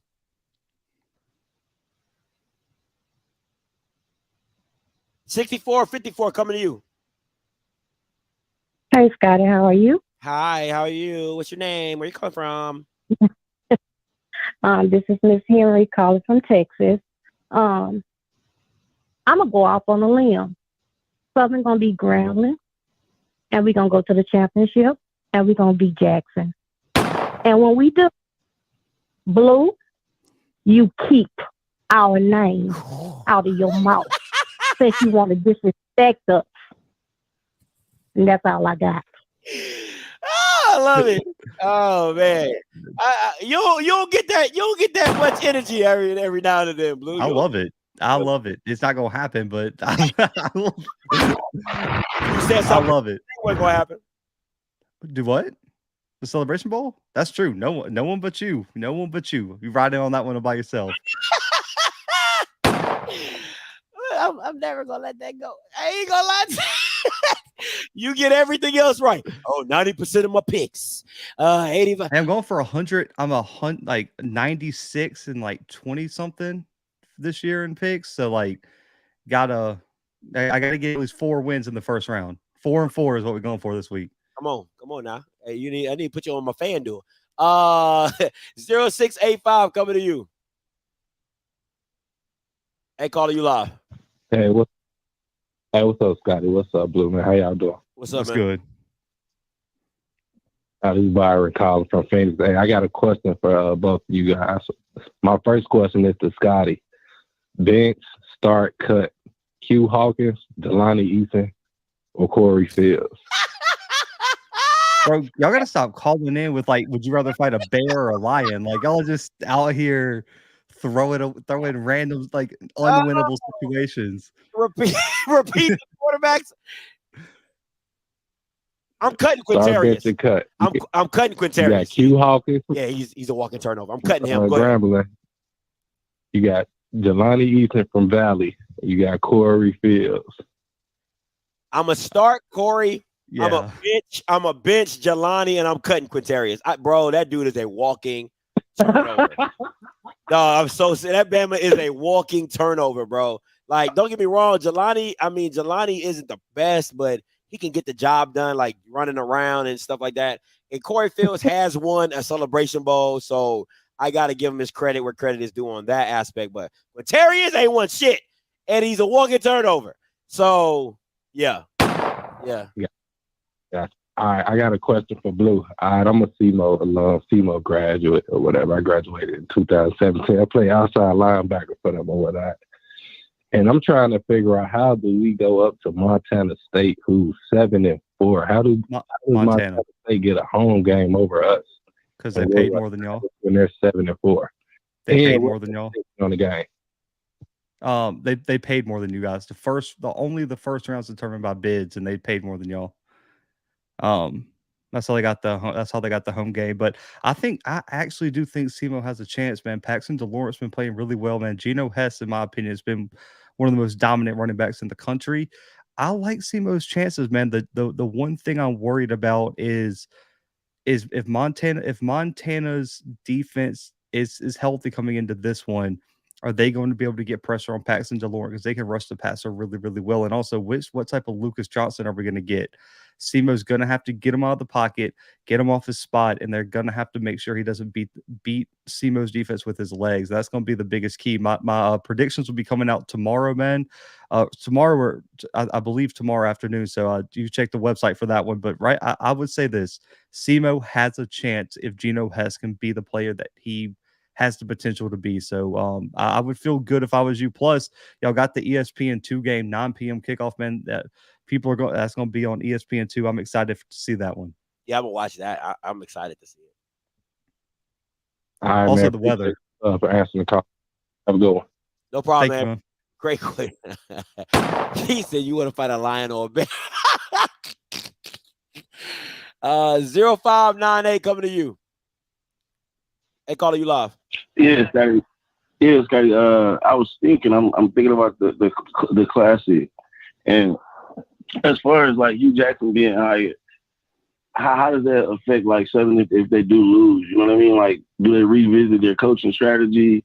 Because do I think Dooley may get fired or anything like that, or do you guys think that might happen? So, are you asking if Southern loses or if Grambling wins, or if Grambling loses? Which one are you asking?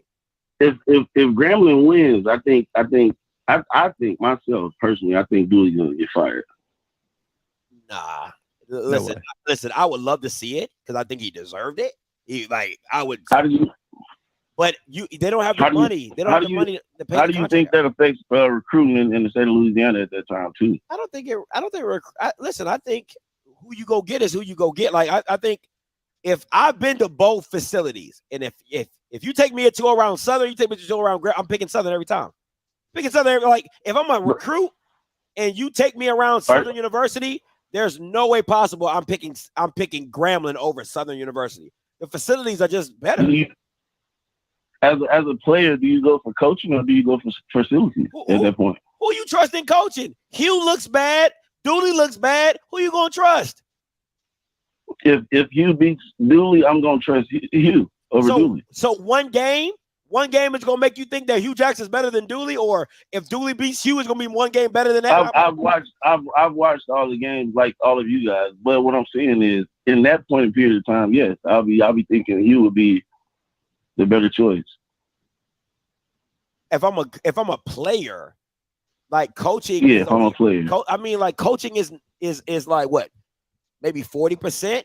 But you got to understand the environment that you're going to be in when you're going to like. I think recruiting has a lot to do with just the overall of the school. Yeah, you can like I think Dion's an end all be all for Jackson, right? You got the fan and Dion. Like you got the environment and Dion. That's it. A lot of kids don't care about the resources and everything like that. It's like, I'm around Deion Sanders. It's cool.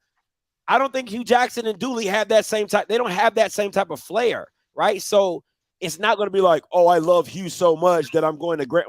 Hell no. Now, people might say Hugh might get the leverage over Dooley because he was former NFL. He got NFL contacts. He might hit you with that play like, oh, I can call a scout and all that bull crap. But if we're basing it off coaching, Hugh Jackson's coaching has not been the best. Yeah, especially at this level too.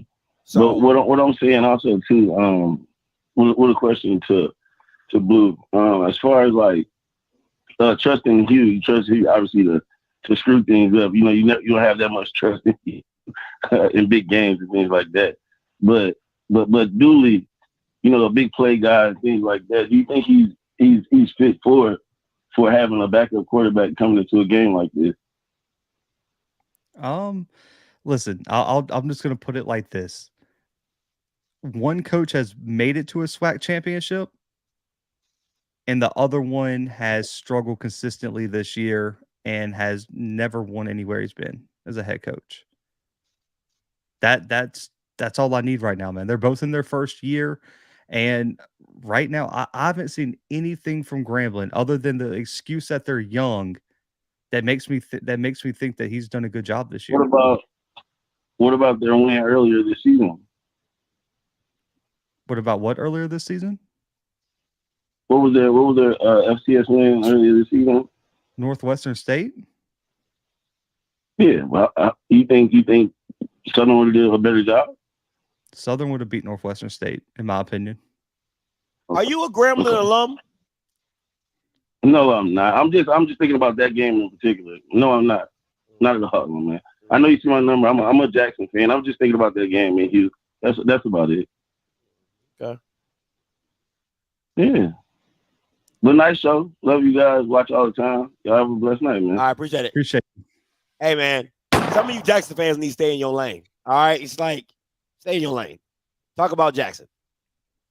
Because that ain't it. Y'all stepping out your lanes ain't going to work. 1027 coming to you. Hey, Scotty. Hey, Blue. How you guys doing? What's up, man? What's your name? Where you calling from? Hey, this is Jermaine calling from Fort Stewart, Georgia. My question is for Blue. Who has better odds to go further in the playoffs, Fordham or Sanford? Because I'm really pulling for Sanford. Sanford, because they get a bye week, and Fordham easily could lose this weekend to New Hampshire. And I think Sanford can win their second round game. Now, the third round game is going to be up in Fargo against North Dakota State, and I'm going to have to go for that matchup. That offense versus North Dakota State's defense is going to be amazing, but I think it's by far Sanford, one, because they get a bye week, and Fordham could always lose this weekend. And then if Fordham wins, they get a rematch with Holy Cross in Holy Cross again, and that game was legendary. And that's going to be a tough win to get on the road, even though it's like Scotty says, it's hard to beat a team twice. When it came down to a 1-point overtime game, that's a toss-up game, and I think Sanford probably has the better chance to go further. And do you think that the quarterback for Fordham keeps playing out of his mind? Now, like, you need it every game. Do you predict that he will continue to play on the next level? Because if anybody gets drafted, I think this guy really should have a look. Yeah, I mean, he has the size, arm strength, all that, accuracy, efficiency.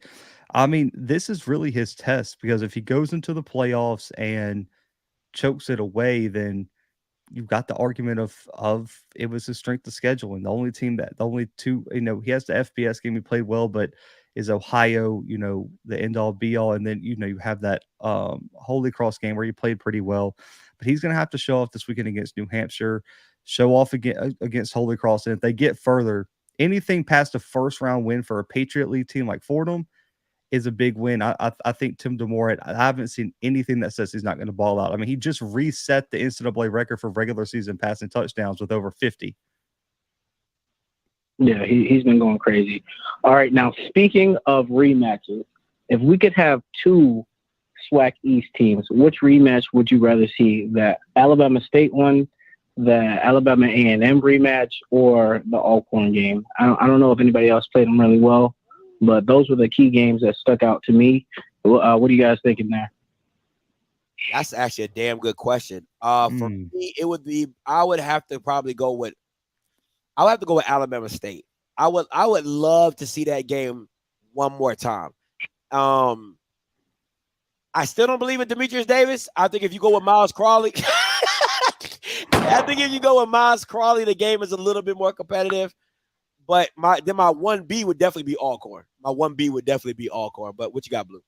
It's definitely not Alabama A&M. I think that's a bloodbath if they play again. But I would think, oh, God. I would say Alcorn. They held them to a season low in total yards. They got pressure on the quarterback. They ran the football better than just about anyone has on them. The one question is, could you replicate that game plan? I think that one, but I think if you got to pick any team, as much as they didn't look good week one with some players missing, I think, would you not want to see FAMU? I don't want to see. I feel how you feel about Southern. How you feel about Southern getting goose egg? That's fair. That's fair. That's how I feel about FAMU playing Jackson again. I'm like, man, I don't want to see that, bro. I do not want to see that. I don't want to see that. I would rather see FAMU than Alabama A&M though. By far. Yeah, by far, it's easy. But I'm not trying to see that. I say Alcorn State too, just because I was also at that environment was special. Just like you picked the Southern game for the environment, send me back to Soul Bowl Part 2 in Lorman. Sign me up. All right, man. Thank you guys for answering my questions. You guys have a great rest of your show. Hey, no problem, man. And they said Bama State got a kicker now. I said they would have won that game. That game without kicker. 54-86 coming to you. Hey, Carter, you live. Hey, what up, Scotty? What's up, Scotty? This is Jamon out of Baton Rouge. What's up, man? Hey, what I was getting from it, bro, it seemed like all the Jackson State fans scared to play Southern again. But my thing is, we all know that Jackson State a strong team or whatever. But I think what a lot of teams go wrong at is, Jackson State dynamic on both sides of the ball. I think if teams like, I say like the time possession, that's where teams go wrong at. So Jackson State defense will shut you down, then bound the ball back in their hands. So they offense had a game. Like they have teams that play great defense, but the offense not keeping the ball long enough for a long drive. So now the defense back on the field. You get what I'm saying? Yeah. So I think that's where a lot of teams go wrong. They're just like certain teams you can say like Alcorn, Alabama State or whatever. The score might be a little higher, but the defense actually played lights out. No, I agree with you. I'm glad you brought that point up because you're right. What happens is that Jackson gets the ball. They do those 15, 12, 13, 15-yard plays or maybe 8 to 12 plays.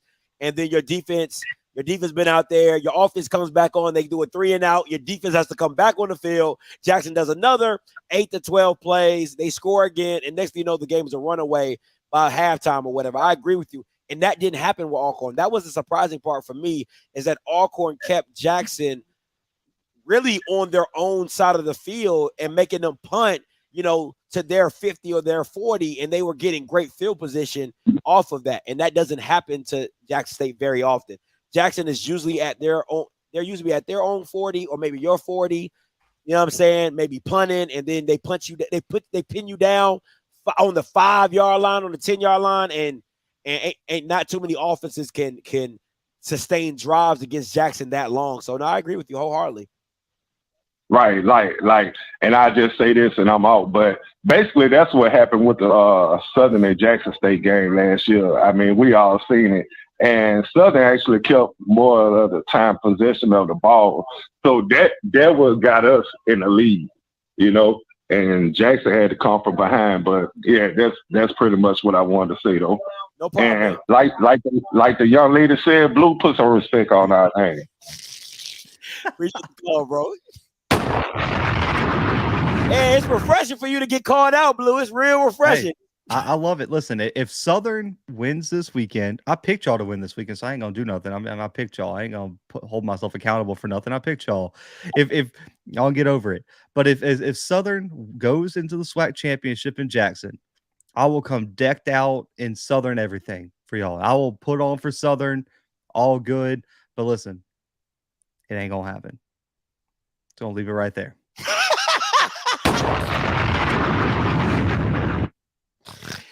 Oh, let me ask you this: how interesting is let's talk multiverse, as Mr. Campbell said. Let's talk multiverse.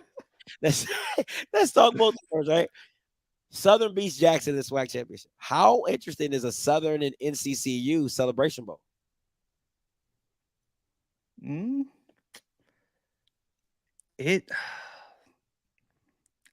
Interesting, to say the least, because I still got the concern about the quarterback, but man, the D line versus the rushing attack of Central is going to be interesting. How they handle Rashard, because they let Shador get loose with his feet.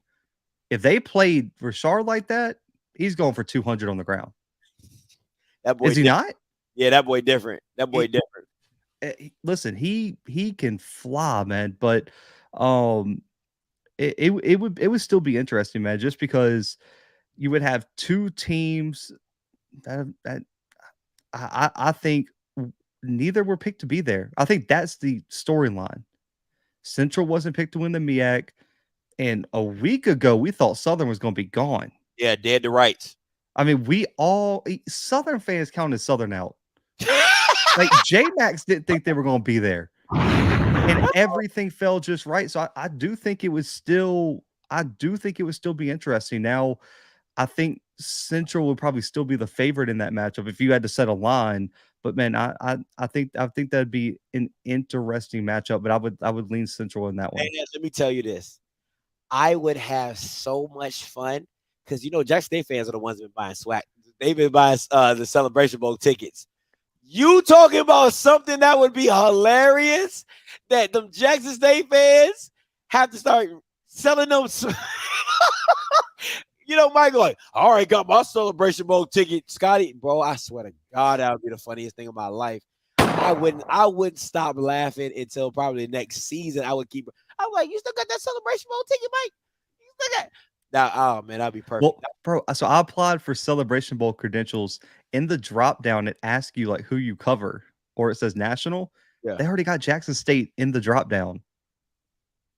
See what I'm saying? See what I'm saying? It's ridiculous, but it'll be funny. But hey, man, we don't got no more callers. Blue, what you got coming up this week? Let everybody know. Hey, man, drop the all FCS freshman team today. Tomorrow, we'll be doing the first round preview and the Bayou Classic, and we'll talk a little bit more about the Turkey Day Classic tomorrow night. I think 7 or 8 p.m. Central Time.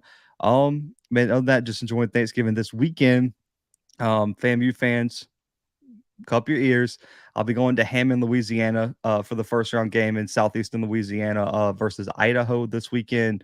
Super excited to go back down there, man. It's a beautiful stadium, and also get to see who I think is going to win the Jerry Rice Award, and Giovanni McCoy. He's been by far the best freshman quarterback in the country, man, for the Vandals, and really, really excited to see that matchup. And the winner will go up to Birmingham to play Sanford next week, which should be a very interesting matchup either way. You driving? To what? Hammond, Louisiana? Oh, my bad. I was thinking about the Florida, the North Dakota State game that you brought. Oh no, up. that's like 2 rounds from now. Yeah, I was thinking about that. My bad. I totally missed it. My bad. I was like, yeah, bro. I'm gonna drive the hour and a half, 2 hours to Hammond. Yeah, okay, got you. Hold on, somebody just called in. Let me take this. Hey, caller, you live? Yeah, this is Johnny from Huntsville. I just got a quick one, man. What's y'all thoughts on Eddie George at Tennessee State? 2 losing seasons back to back. What are y'all thinking for his job security? Nobody's really talking about it, but I'm just kind of interested to get y'all take on it. That's all I got. I appreciate the call. Okay, so there's 2 sides to this. One is there are a lot of people around the program that want to move on, and there's a lot of people that are apparently inside the program that kind of feel the same way. It's going to be very interesting. I don't think he's fired this year, but if Tennessee State comes out next year and collapses down the stretch like they did, I don't know if going into the 2024 season, if Eddie George is going to be the head coach. But like I say with Bethune-Cookman, man, he's getting talent. At the end of the day, I mean, if he can load up one more round, and next year, if he doesn't compete for the OVC, and I mean, he had a chance to win it in early November, and they just fell off the face of the earth at the end of the season.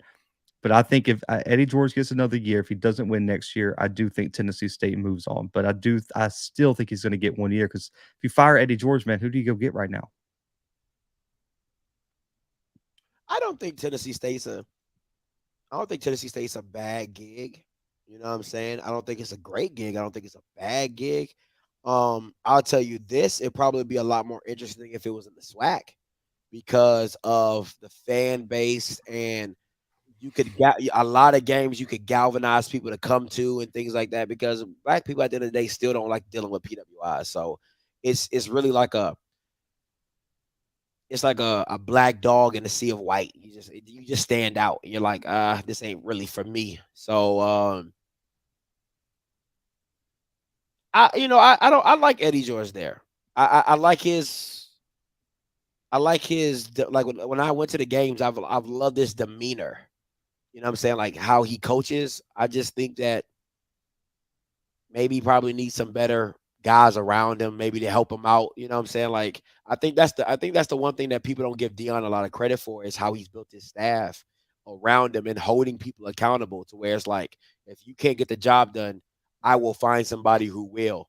And I think Eddie needs to be on that same page. He needs to find an OC that's buzzing or a DC that's buzzing to add to his celebrity status of being Eddie George. He needs to add a hot shot guy as an OC or a DC to kind of bring that coolness. Because that's the thing about Dion. Like, listen, man, there's some things that black kids like shiny things.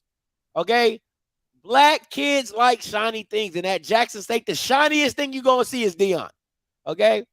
So Eddie needs to do that for his program. He needs to make it shiny and wanting to be there and getting the talent and then having the right coaching staff around him to make it all work together. So hopefully they got to stop playing at Nissan though. Jesus. Play your home games at home. I get it. It's so cool to play in an NFL stadium, but not if you're bringing 2,000 people. I mean, am I wrong? Like you can hear an echo. Yeah. So it is what. I think he'll be a great DC. I don't know, like, I don't know, man. I don't know, because I wouldn't mind seeing it, but I think that's a risk for Tennessee State to go from Eddie George to Vincent Dancy. You're not bringing any excitement to the. It's like, yeah, you're not bringing any excitement to a team that has just probably gotten off a losing season, and you're trying to bring some excitement to the program, and you're going to bring in a losing coach. Like, it's like, why would and I know we group, like everyone groups Tennessee in with the SWAC and MEAC, and that's fine, but why not go hire someone from the FCS that's balling out right now? Because don't make a SWAC hire to go compete in the playoffs. It's not the same. It's different. I mean, because I'll take that Texas A&M coach, a Texas A&M Commerce coach. Someone? Oh no, Texas A&M Commerce, the coach for Texas A&M Commerce. Oh, Bailiff. Oh, I would take him in a heartbeat. I love his just whole demeanor. I would pay him so fast. To come up to Tennessee. Look at you doing your. I did not think we get a David Bailiff suggestion on the show tonight. Now Will Healy would be interesting. I mean, he's had success at the FCS level. He just got fired from where did he get fired from? Charlotte, I think he was a Charlotte coach that got fired. That could be a solid one, man. Listen, he won at the FCS level. I mean, he was rolling, so that could be an interesting one. I mean, yeah, he did. Listen, Austin, he built Austin P into what it really kind of is right now. And I don't know if you can hire Benedicts. I wouldn't do that. Yeah, I personally wouldn't do that. Now, Incarnate Words OC, I'm possibly, but I don't know how much GJ Kinney is kind of influencing that one right now. I mean, that might be more him than I'll just leave that there. I maybe, but I liked Will Healy and I really like David Bailiff. I'm shocked about that one. I would love that pick. I think that would be a great hire for Tennessee State. I absolutely do. He's brought a program. He's built that program. Brought him into the D1 level. Been successful at the D1 level. Take him to Tennessee State with all those resources out there. I think that would be a great look. And the OVC isn't super competitive.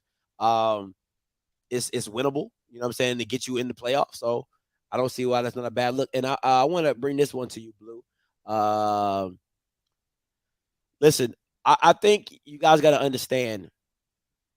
A lot of top assistants in the SWAC are not paid. They're not paid very well. Like, I think I think a top assistant, I think an OC might make 70 or 80K, maybe 90. I don't know if there's a SWAC coordinator, maybe other than probably Thurman or that makes maybe 100K. You know what I'm saying? I think a lot of those guys are in the 80 and 90 range. And I don't know the budgets for these other FCS programs, but you're not about to pay me 80 or 90K to get less resources in the SWAC. You're not about that's like, think about it. I'm leaving Montana State or Incarnate Word or Campbell to come to the SWAC with less resources. Why would I do that?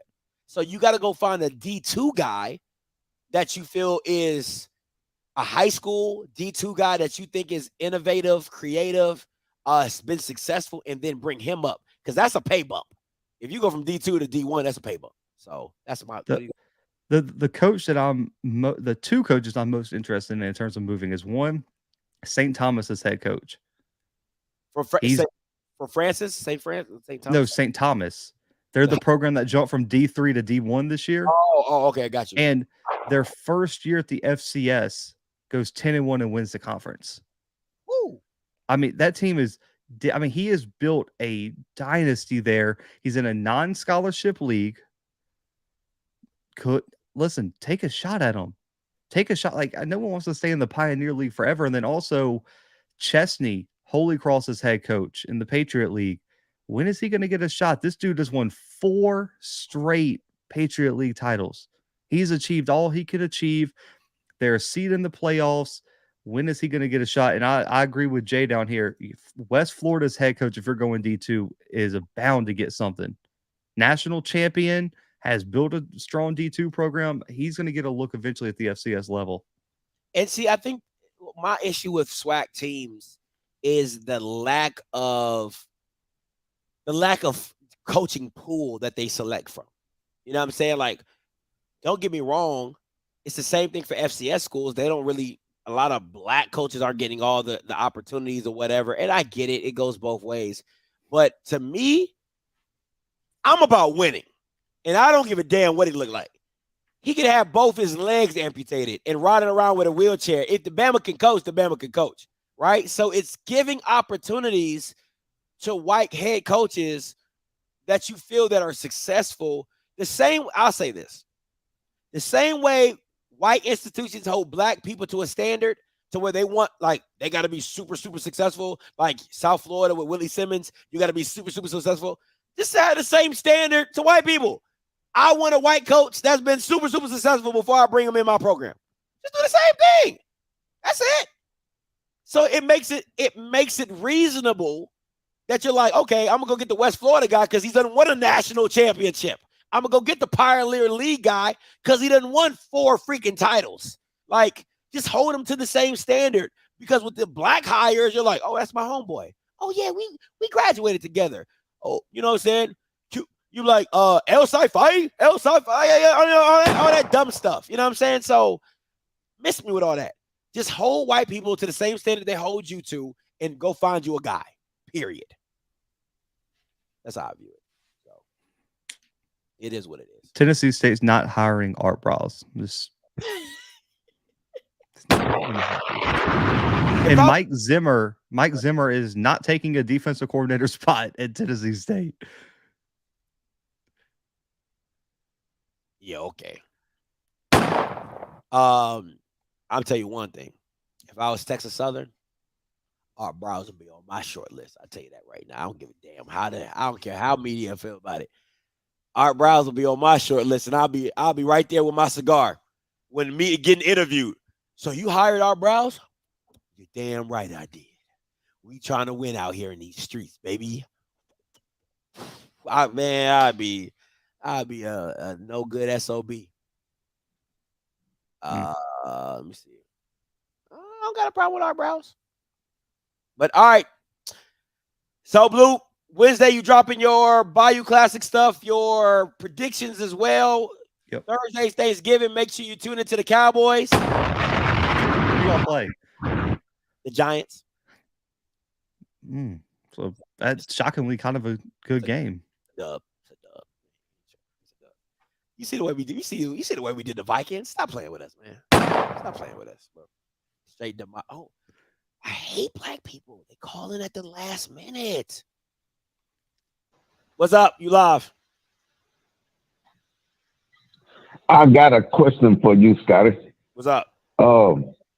When you think if Dooley and McNair don't change their philosophy, they gonna ever beat Jackson State? And I got a question for you, Blue. If you have went to the campus, Alcorn State, if you was a developer, investor, what could you do at that campus? Thank you for the questions. We're gonna answer your stuff. Blue, you go first, and I'll answer on the back end. So what was exactly like? What would I do if you were a developer? What would you do on the campus? Listen, man, I don't know. Like, listen, I'm a football dude. Like, I don't make financial decisions. I don't make building plans. Listen, man, I keep it real simple. I stay in my lane.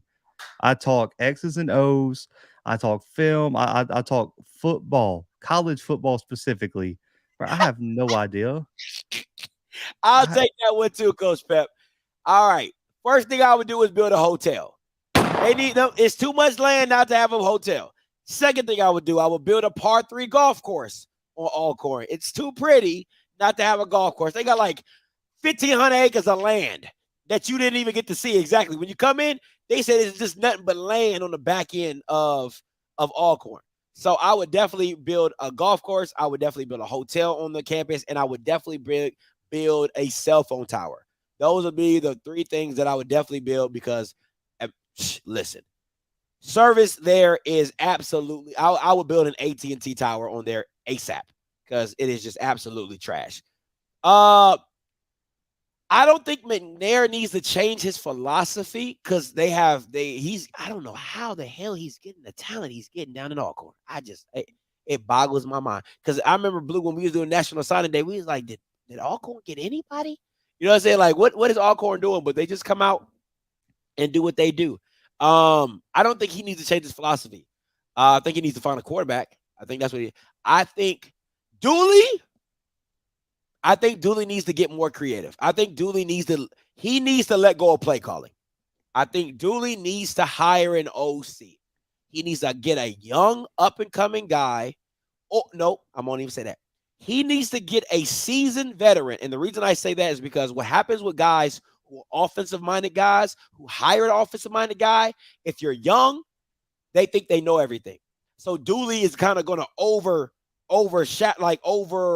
Oh, I wouldn't do that. Well, why you do that? I wouldn't do that. But if you get a guy who's seasoned, who's won, he can be like, nah, I'm not doing that. We're going to do this because of this and because of that. He can challenge Dooley. I don't think Dooley, from what I've seen from the quarterback position of how stubborn he is by sticking with somebody, I can't believe that he won't feel the same way about that offense. I think he's like, that's my baby. I do this and so yeah, you would have to I think he needs to let go of the OC play calling. I really do. I think he just needs to become a game manager, coach, and see the game through the offensive side of the odds and just be like, hey, let's run the ball here, or hey, let's pass it here. But I think he needs to let go of play calling. That's just if I had to pick one, it's not even on the campus. But I just want a gas station within like 20 miles of that exit. Or like if you didn't know, you just roll up. You're out of luck. You can run out of gas real easy. Out of luck. Can you imagine being stuck on the stretch with no gas at night? That's a scary thing, bro. I'm telling you, that's something made it only in nightmares. And fix the gate. Fix the gate. Be more lanes. I don't know how you do that. Just make it more lanes. It's stupid. Apparently, people are saying if you got Verizon, you got service in Lorman. I got to switch because I got AT&T and I didn't get a bar for like 15 hours. Yeah, I got AT&T too. It wasn't working either, so it is what it is. And I had to get there at 5:30, so I didn't have signal from like 5:30 a.m. until like 7 p.m. Oh, it's crazy, bro. It's crazy. I hate it. I hate it. But it's a great environment. It's a great football environment. It's not a social event though. That ain't it. I mean, it's a social event because everybody's there, but they ain't like, oh, what's going on? Let me check my social media. Like, nah, it ain't. All core is about football. Like, it's about football. They want people focusing. No phones allowed on campus. I saw Ben was at the tailgate with a radio. You hear the game? They say Alabama's winning. Oh my God, dog. Y'all out here with this. It's crazy. But all right, man, listen. Tomorrow, the breakdown with me and Mike Reed. Thursday, go watch my boys. I will be at the Bayou Classic this weekend. So if you see me, say what's up. You know what I'm saying? See that game in live. They say, you know, they said you got to go to the classic. So I'm gonna check that out, see how that is. My first time going. So that's what it looks like in post. Hey, the post game show could be a live post game show with me and Perry White. We're trying to set that up. So be on the lookout for that. All right. So listen, guys, until next time, you know what I'm gonna do. I'm gonna holler. God bless.